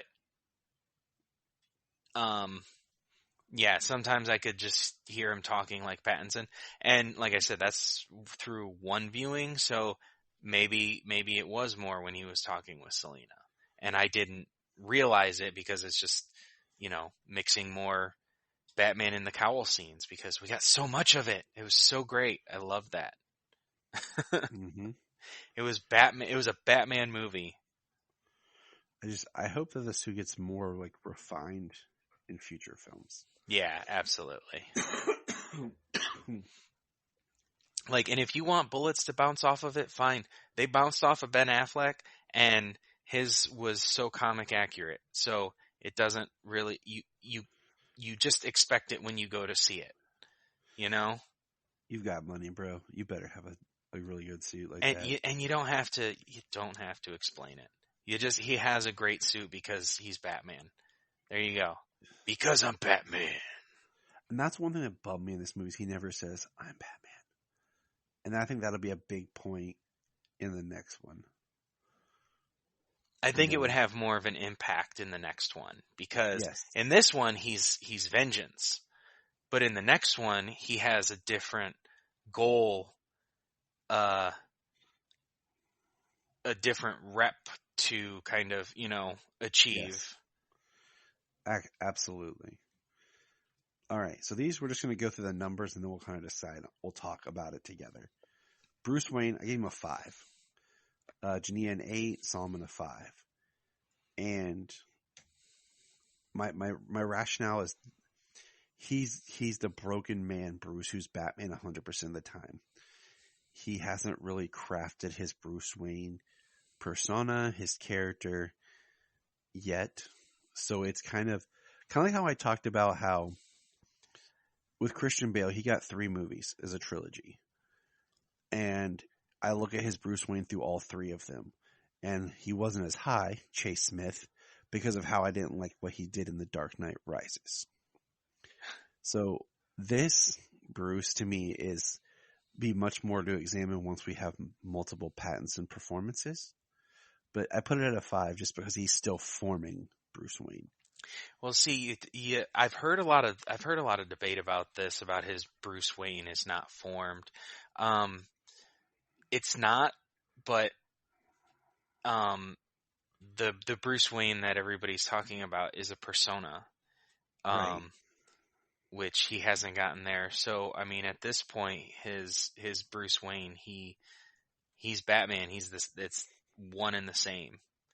You know what I mean? So in this movie alone, they're one and the same. So I mean, I have to give him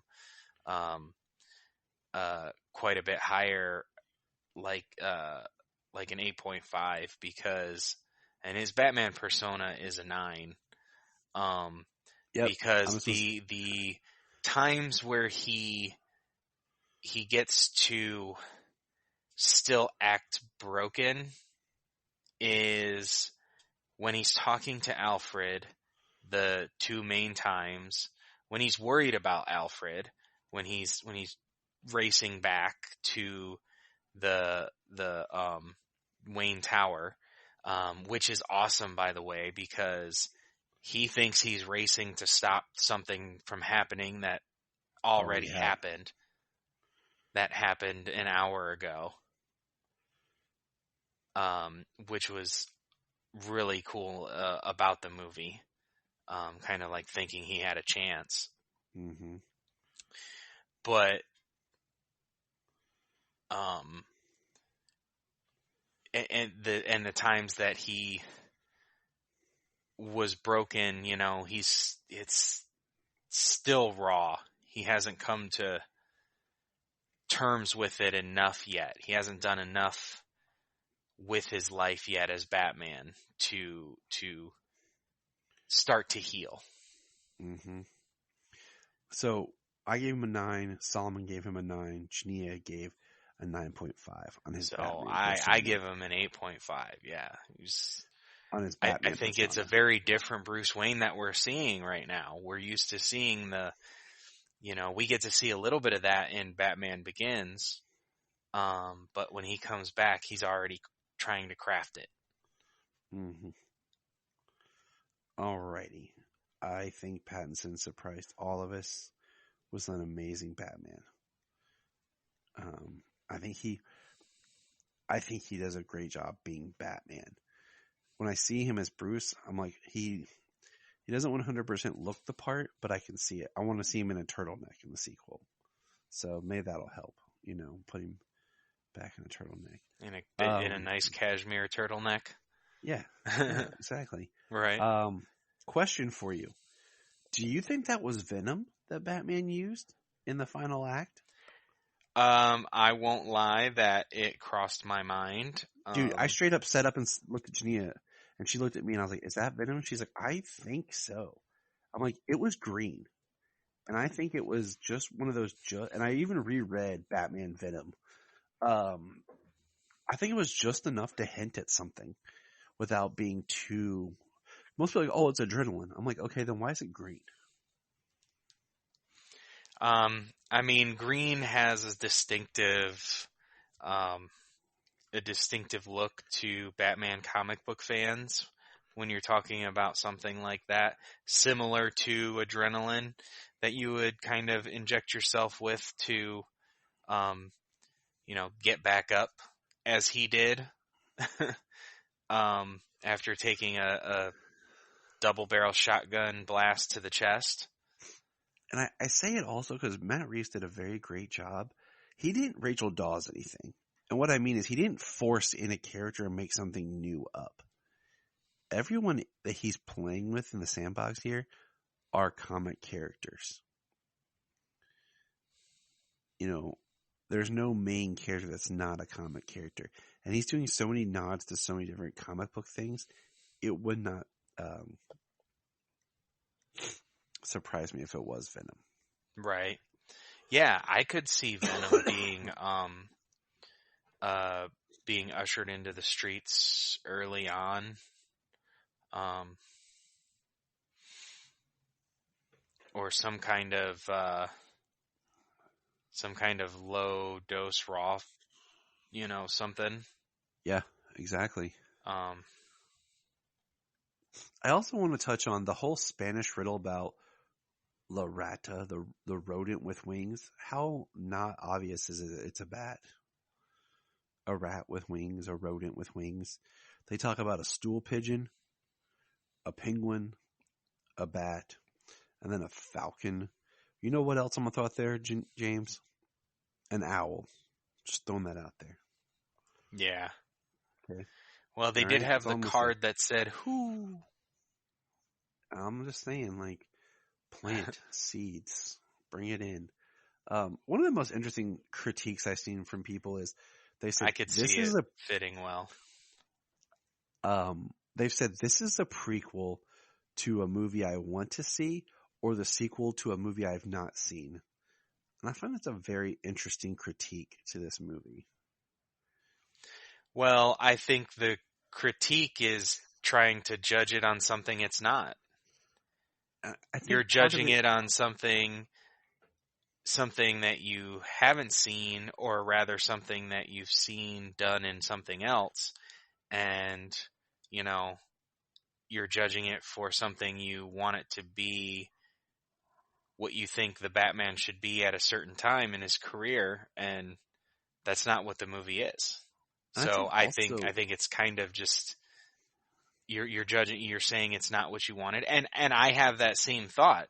This isn't the Batman movie that I wanted, but I don't begrudge seeing it. I don't regret seeing it at all. The Batman movie I wanted was with Ben Affleck and Joe Manganiello as Deathstroke. I think also when we get to be a certain age, you're like, oh, I've already seen this. Well, yeah, but you know what?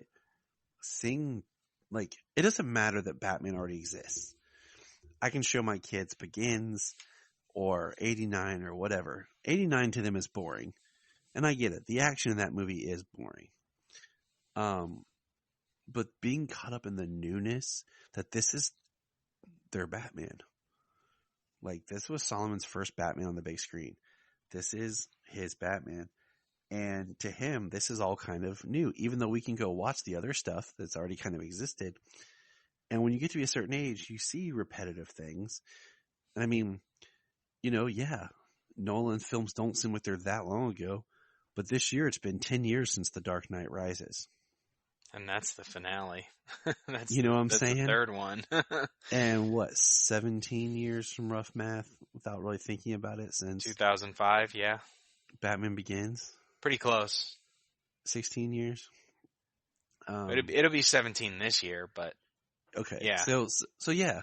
So I mean, people talk about it as if it was just last year, like they did a Spider-Man 3 and Andrew Garfield thing with the Amazing Spider-Man. But still, that is enough time to stand up and do a new Batman solo, and you have a whole new generation of kids. Because people don't always go backwards; they look forward. One note I say is, I feel like there's themes, ideas that Nolan did that Matt Reeves is touching on that he could do better. Because even in his real world sensibilities, there's still a lot of comic book sensibilities. And there's one more major thing that we have not touched on, James. Let me guess, the person who shows up in the end? Riddler's friend in the cell. What did you think about Riddler's friend? I like the interaction. I like the dialogue, the way he lifted the Riddler up, kind of told him things weren't done and that he's still got room to grow. I love that about it. Gotham loves a comeback story. And I guess this was the second scene with that character. There was another scene earlier with that character that was cut. I had a whole Matt Reeves talked about it, and I'll send you the link for it. And my thought was, he said he left the second scene in there because it really closes the Riddler's arc of this movie, where he's now going to become something more. And, we have these set up for maybe, with Reeves' love for 66, maybe we'll see a team-up style movie, but with his version. But what did you think about who that person was, James? The voice was okay. I just the glimpse you could see through like the screen of the cell. I thought he looked somewhat disfigured, but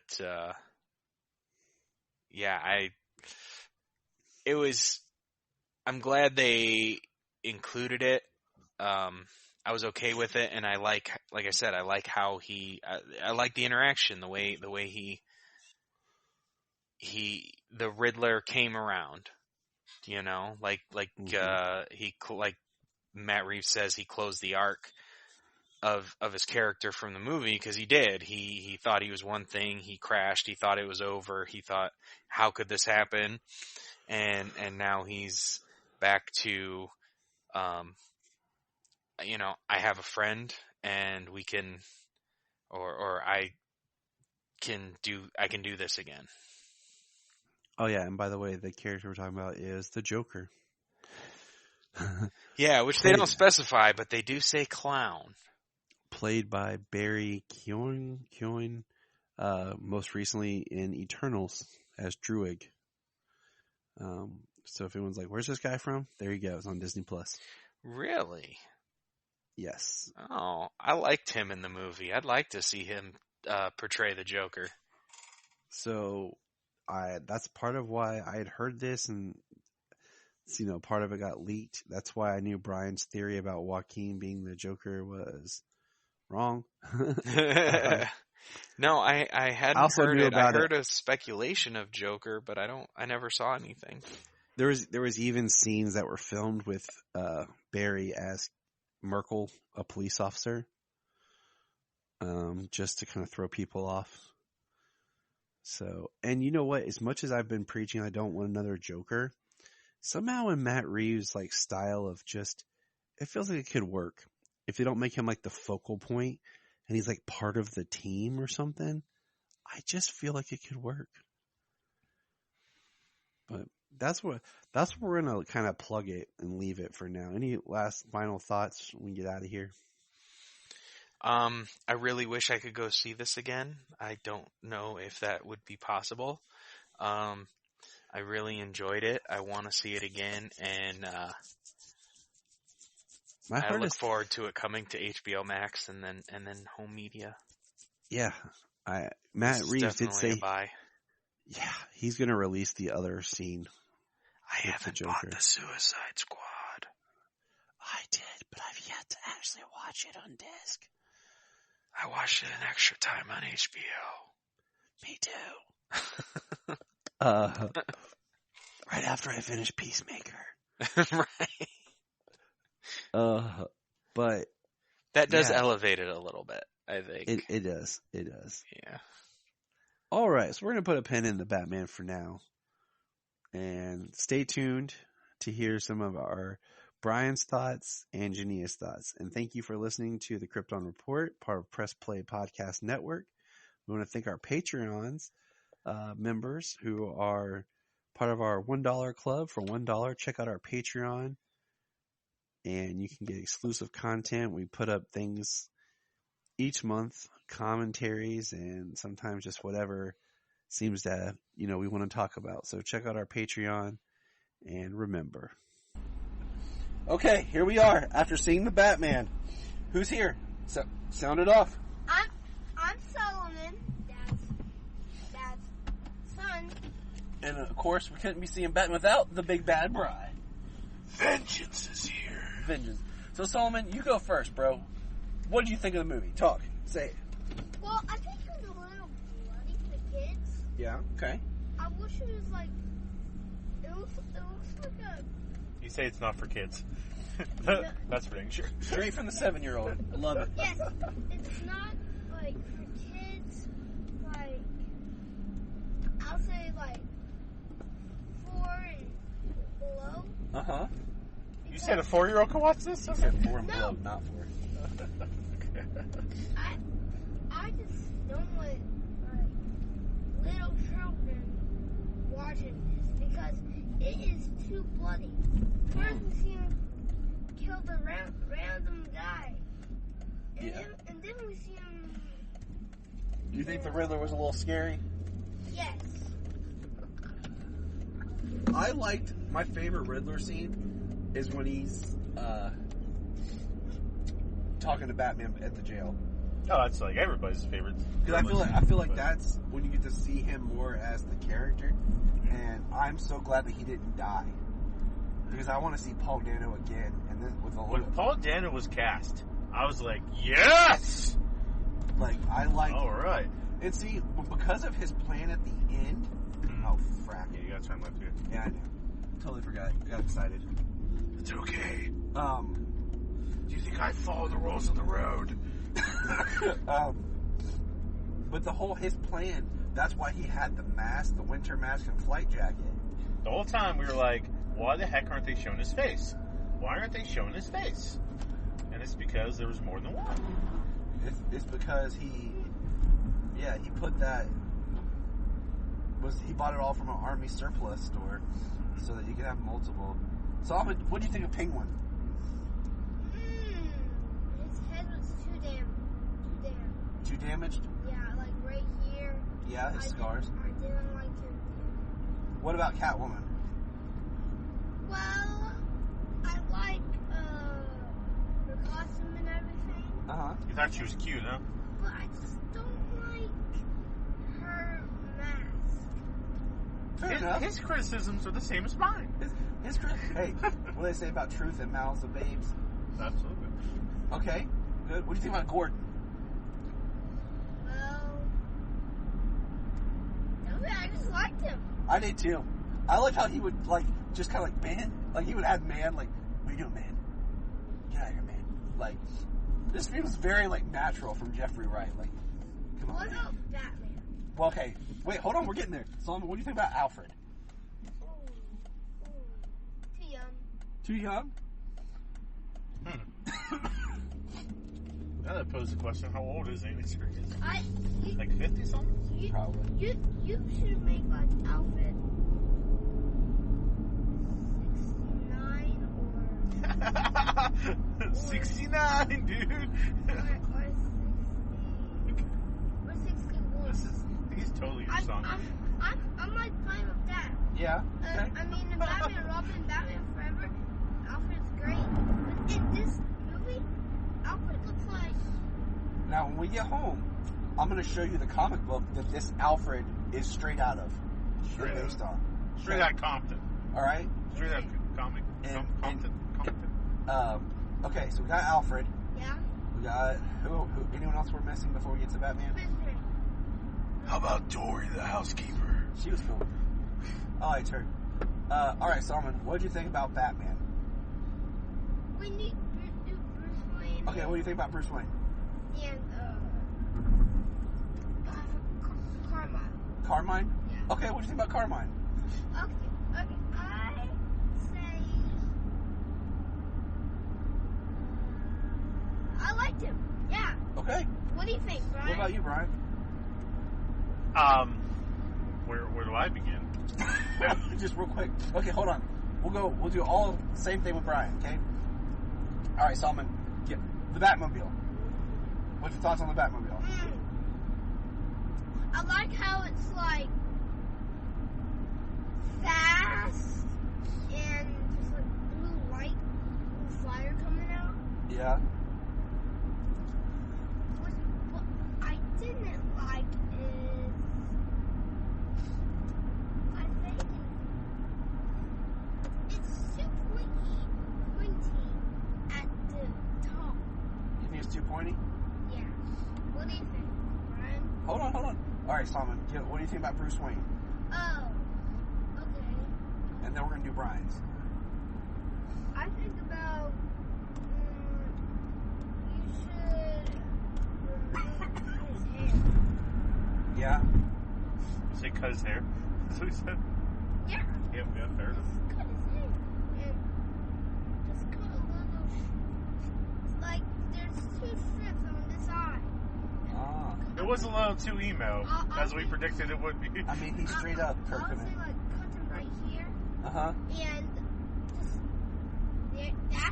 That's all my Bruce Wayne. I think it's all part of his evolution of what we'll see in the sequel with Bruce Wayne. Okay. I totally agree. Solomon, what'd you think about the Riddler's special friend in Arkham? Oh. Well, his hair looked great. And he had a laugh. Yeah, so who was it? Okay, spoiler alert, everybody. You need to watch the Batman right now. If you want to be spoiled, you better watch spoiled. If you don't want to be spoiled, pause the video. That's my boy. Okay, so the Arkham friend is Riddler. So who's the Riddler? The Joker. Yeah, it was the Joker. And last question, then we'll go to Brian. Yeah. Do you think that was Venom that Batman took there at the end to fight the guy when he was knocked out? That's a good question. That? Oh, yes. All right. Now, Well, I thought he was gonna turn big and plus, I think at the end, it was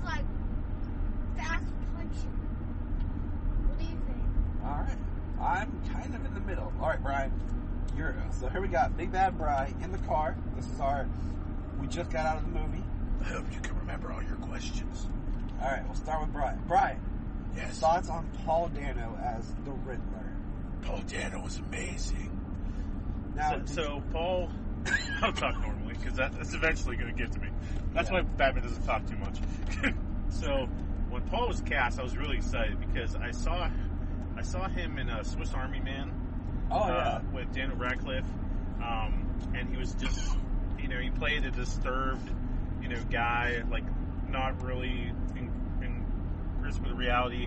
And then his role in that movie with Hugh Jackman, where he was like a child murderer, like abductor. Was it Prisoners? Yeah. He sold me in Prisoners. You know what's funny when it comes to Paul Dano? One of my favorite Paul Dano performances is completely different. It's he played a young Brian Wilson in a Beach Boys movie. That cut between the past and the future, or the current time in the movie. But fair enough. I was like, I loved him in that, but I'd seen him like in There Will Be Blood. With I have not seen There Will Be Blood yet. With what's his face, Daniel Day-Lewis. But I knew Paul had range, and I wanted to see an Edward Nygma. Edward Nashton, the correct origin name or whatever. Edward Nygma's just alias. But anyway, works for me. Him as Nashton, like I wanted to see this guy just absolutely on the hinge of everything, like needing attention, needing focus on him, having a plan, an obsession, scarred. Like he nailed it in everything he did. Like his emotional reactions to things not going his way, he took a little bit of Jim Carrey pre-Riddler turn. Yeah. When he's like, "You're supposed to understand," and I think he even wore the same clear glasses. Thank you. I was going to say that. Is it? Yeah. Okay, I think Reeves did the clear glasses on purpose as an homage, just like when Bruce calls home. The phone rings and everything, I think, is an homage to Batman 66. Oh, yeah, did you see the Shakespeare? Yeah. Well, and City Hall, Gotham City Hall, was definitely a homage or whatever, to 66, because it was shaped pretty much the same way. I mean, Matt Reeves did his homework. Absolutely. He did his Bat homework. Absolutely. And I cannot wait to see more of Dano as the Riddler. I can't wait, because you're going to get more. Oh, we have to. I think, and like we said, comics that this was inspired from, Year One, Zero Year, Arkham games, Telltale, Earth One, Long Halloweenisms. Solomon, that's right, Siri. Solomon even called me when Carmine was talking to Bruce about getting shot. He goes, just like in the Long Halloween. Just like in the Long Halloween, my man. I was like, man, that's my boy right there. And I thought the pacing between the villains was fantastic. The villains did not overshadow the movie. It was a Batman movie. Oh, no, it was straight up a Batman movie. Straight up Batman. Almost everything was Pattinson in the Batsuit. Yes. All right, so Penguin. Okay, so Penguin. I did not like the Penguin, being an Italian man myself, Penguin talked like a Brooklyn gangster. And while that's he's a gangster, I understand, and Colin Farrell has this movie was cast perfectly. It was cast so well, and Colin Farrell, absolutely unrecognizable as a Penguin, but they got him being a chicken shit. They got him right with that. Yeah. Him manipulating certain things because he's gonna, we see he's gonna take over now. Yeah. He's gonna get into his role. I guess my only complaint is Colin Farrell is a taller guy. I would have liked the Penguin to be a little shorter. I didn't like the scars on the face. I'm with Solo. Yeah. But I can get over that. But I guess the voice. I didn't like the voice. I didn't like this Brooklyn gangster, hey, sweetheart, It didn't bother me, because it's better than, the broken Cockney type from the Arkham games.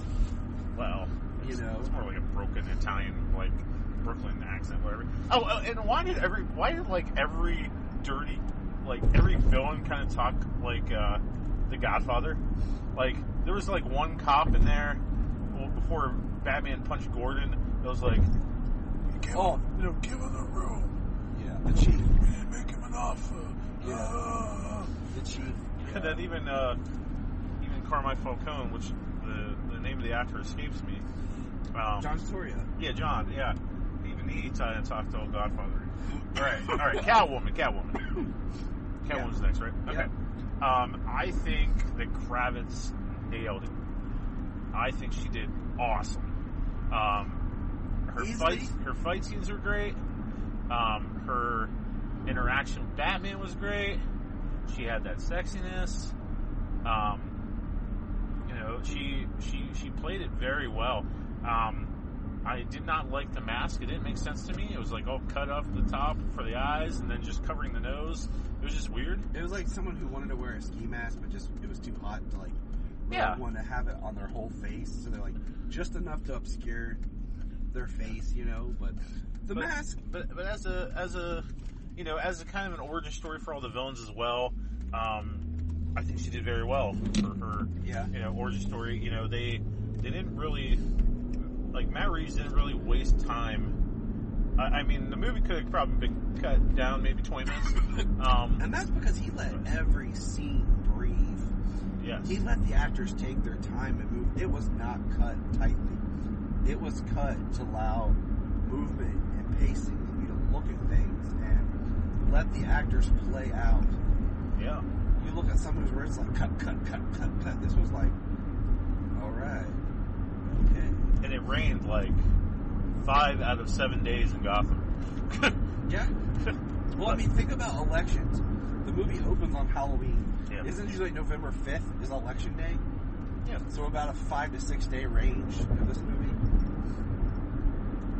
Who's next? You did Carmine. The Batmobile. Okay, the Batmobile. Okay, my main criticism of the Batman Begins Batmobile was it was a freaking tank. It wasn't the Batmobile. It was the tumbler. I didn't like it. I hate that Batmobile.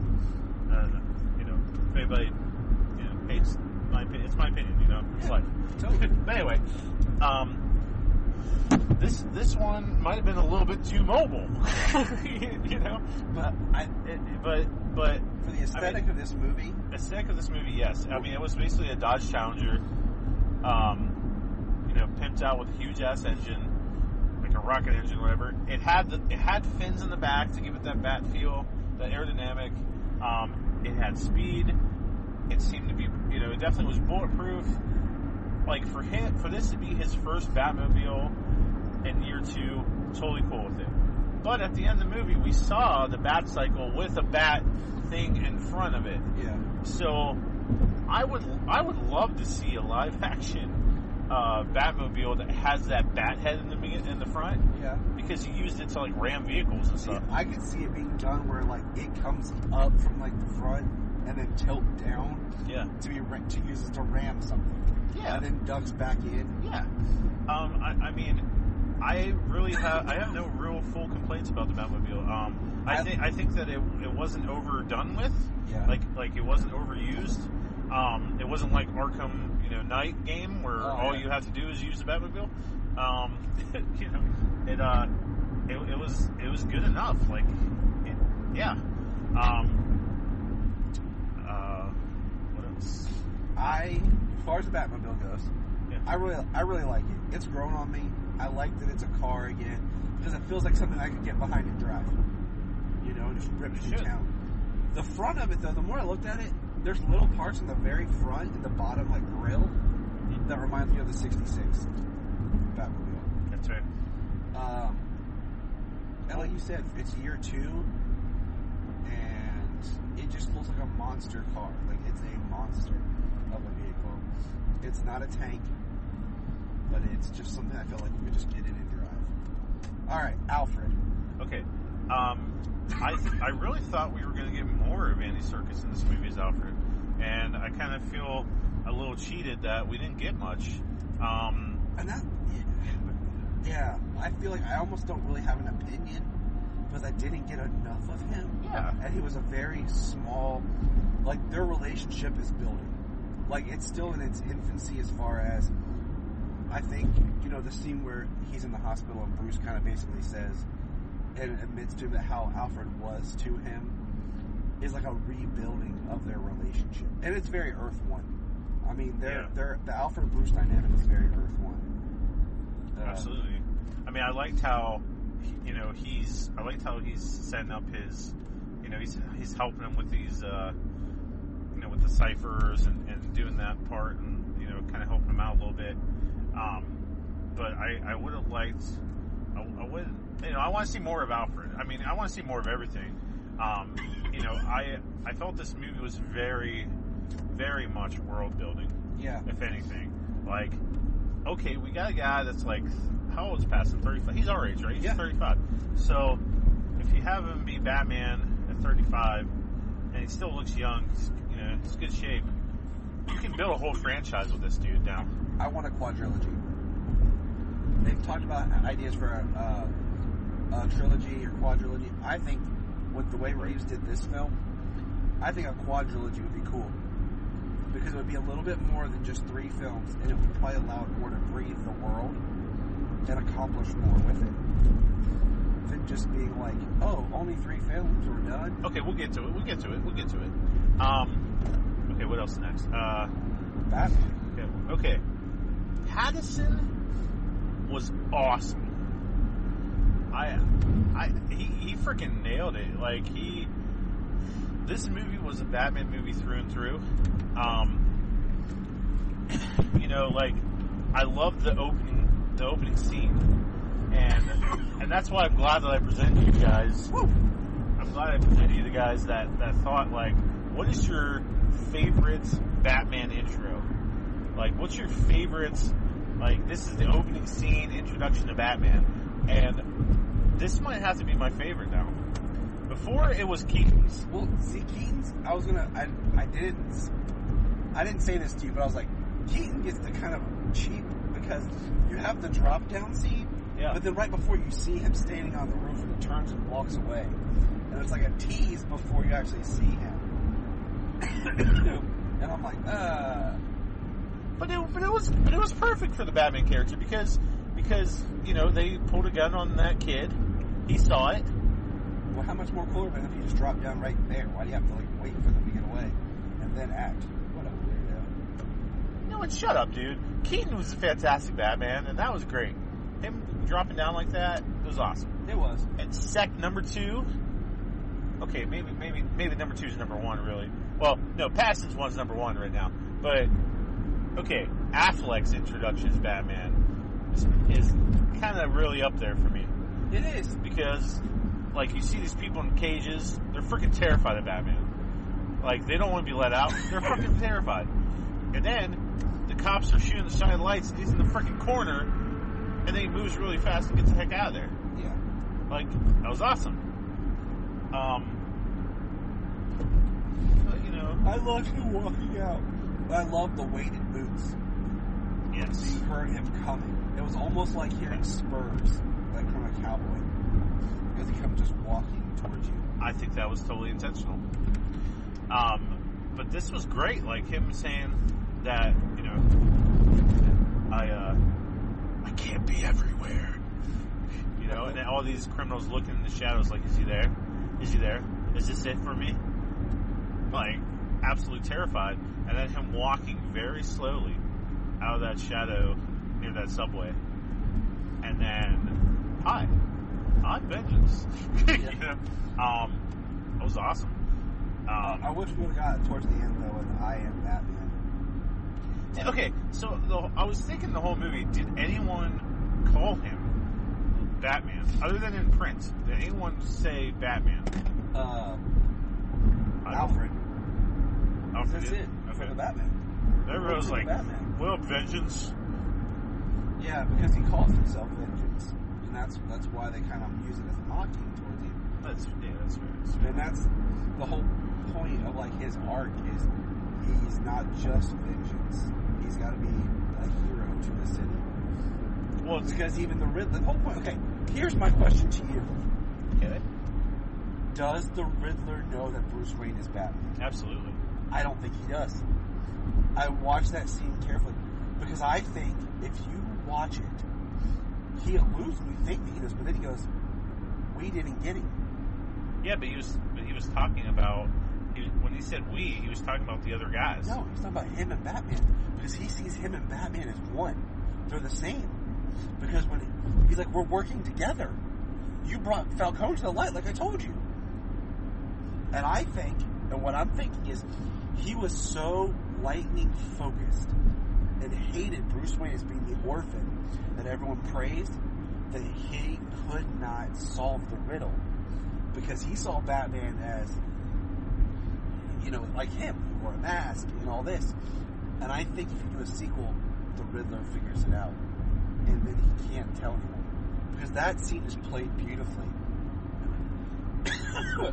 I would love to, when it hits HBO Max, you and me dissect it, because I was like, oh man, he knows. But then when he starts saying, we did this together, and he goes, and he says, no, this wasn't how it was supposed to go. I think now that he's like vindicated and hates Batman, he'll unravel the whole thing. Because I kind of took this and teasing him. I thought so too. And then, because he just kept saying, Bruce. And the way he was saying it is that, like if the cameras saw him, they wouldn't be able to tell his mouth what he was saying. Because he was like, Bruce. So but also on his board in his apartment, and that's had the picture, and then had all this Batman stuff. Because he said, "I know the real you," and the real you is the mask. Because he says, "You should have seen me in my mask. That was me." Okay. And I think he was so obsessed. Let's say he doesn't know him. I think he was so obsessed that he couldn't put it together until Batman just shattered his world. And now when he figures it out, he's going to hate Batman even more. I love it. I like it. I also think that out there is Tommy Elliott. And Tommy Elliott, I remember I told you, I said I was worried that they were going to reverse the Hush story. Yeah. Where the Riddler was Tommy Elliott. Yeah. And I was worried about that instead of like what they did, with the cartoon that I hated. Tommy Elliott's out there because the reporter was Tommy Elliott's dad. It had to be.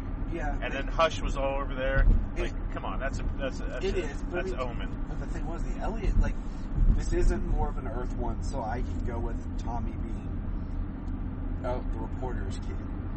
Because originally, the Elliots, the Canes, and the Cobblepots and the Waynes were supposed to be the four families of Gotham. And then in some stories like this, the Arkhams was one of the founding families. And that's going to play into it. If you've read all... Well, that's how the Telltale games. If you've read all of the Earth 1 books, especially number 3... I haven't read 3 yet. Oh, dude. And I don't want to say too much, but it talks more about the history of the Arkham family. I think that's going to play more... Because Matt Reeves did state that the Arkham would play a larger part in the sequel. Well, they're already building Arkham Asylum. If they have Joker and Riddler in there. But it was State Hospital, which is how it is in Earth 1. Because the asylum was closed in Earth 1, the series. They closed the asylum and they built the Arkham State Hospital. Man, I read those books when they first came out, and then I was waiting for Earth 3 forever, and I forgot the it took forever to get that thing. I reread them just last week. Me and Jania, I sat up one night and just reread all 3. It was part of my Two-Face study. Hey, Solomon. What's up, Solomon? Yeah. Do you think the Riddler knows that Batman is Bruce Wayne?